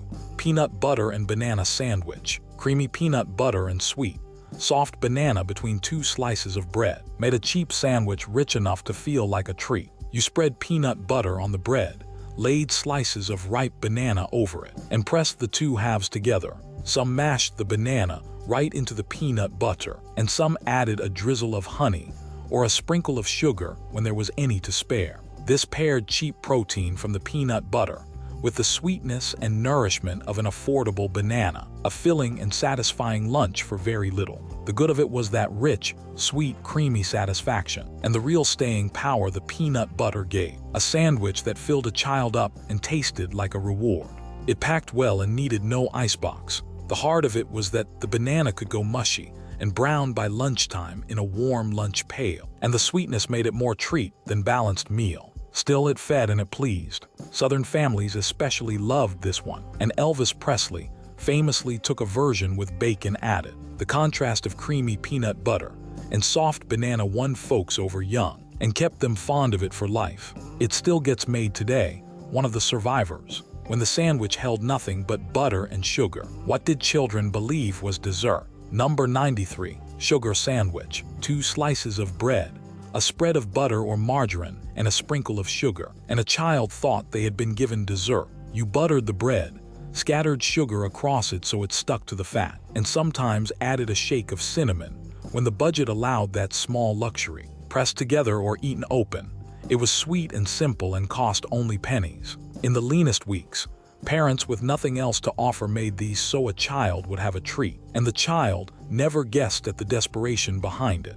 This was sweetness conjured from almost nothing. The cheapest ingredients in the house turned into something that tasted like a reward. The good of it was that a sprinkle of sugar on buttered bread gave quick energy and real joy to a child. A small happiness made from next to nothing. It filled a hungry belly and lifted a spirit. The heart of it was that it was sugar and fat and bread and little else. No nourishment behind the sweetness. A treat born of a thin wallet. Children believed it dessert and were glad. Poor families across the country made these in the hard years, and elderly folks recall them now with both fondness and a trace of old shame, when the sweetness came not from sugar, but from something poured slow and dark. What did your grandmother spread on a hot biscuit? Number 94.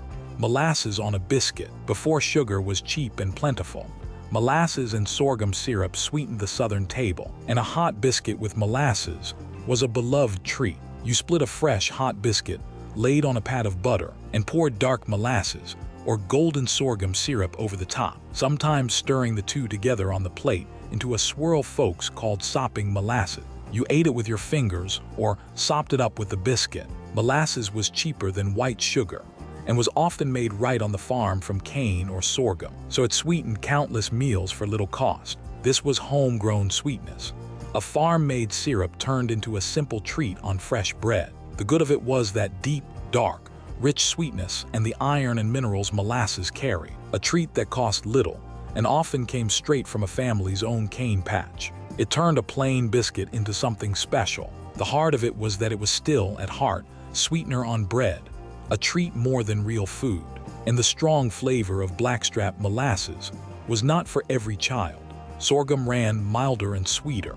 Southern and Appalachian families made molasses on a biscuit a daily pleasure. It has faded far now, sorghum syrup itself grown scarce. When the sweetness came from fruit instead of syrup, what did your grandmother fry up in her skillet from a few apples? Number 95. Fried apples. A few apples in a hot skillet made a dish that could be breakfast, side, or dessert, and it cost only what the tree gave. You sliced the apples, peels on or off, and laid them in a skillet with a little butter or bacon grease. Then you cooked them down slow with a sprinkle of sugar and a shake of cinnamon until they turned soft and golden, and the juices thickened into a sweet, spiced syrup right in the pan. You ate them warm, alongside biscuits or pork, or spooned over cornmeal mush, or just on their own. This was thrift and sweetness together, using the apples off a backyard tree or the cheap and bruised ones from the store, turned into a warm and comforting dish. The good of it was that soft, sweet, cinnamon-spiced comfort from cheap fruit, a dish with real flavor and a little fruit nourishment for almost nothing. It brightened a plain breakfast or finished a supper sweet. The heart of it was the butter or grease and sugar it leaned on, and the short apple season in some places, though apples kept well in a cool cellar. A slice of pork alongside made it a whole meal. Southern and Appalachian kitchens especially loved fried apples. They still get made in country kitchens, though far less than they once were, when the fruit was gone and only stale bread and a little milk remained. What warm dessert did your mother bake to use it all up? Number 96. Bread pudding. No scrap of bread went to waste in a thrifty kitchen, and stale bread found its finest end in bread pudding. You cubed the dried-out bread, soaked it in a mixture of milk, eggs, sugar, and cinnamon, poured it into a baking dish, and baked it until it set golden and the top turned crisp. Raisins went in when there were any, for little bursts of sweetness, and a splash of vanilla lifted the whole thing. Day-old bread, often bought cheap at the bakery, became a dessert that tasted like a real treat. This was thrift turned to sweetness, a way to rescue a stale loaf and a few eggs into something the whole family looked forward to. The good of it was that warm, sweet, custardy comfort from bread that would otherwise have gone hard and useless, plus real nourishment from the milk and eggs. It stretched a loaf to its very last crumb and pleased everyone. The heart of it was that it leaned on eggs, milk, and sugar, richer than the leanest week could always spare, and it took an oven and some time. When the ingredients were on hand, though, it was pure joy. Kitchens everywhere made a version, from New Orleans to New England. Bread pudding survives today, even turned fancy in restaurants, though its thrifty roots are mostly forgotten. When the dessert was built on rice instead of bread, what sweet and creamy dish did your mother stir up on the stove? Number 97. Rice pudding. Sweet, creamy, and made from the cheapest pantry staples. Rice pudding was a dessert a family could afford even in hard times. You cooked rice soft, then simmered it slow with milk, sugar, and often a beaten egg, until the whole thing thickened into a rich, creamy pudding. Raisins went in for sweetness and a little chew. A cinnamon stick or a shake of the spice gave it warmth, and a splash of vanilla finished it.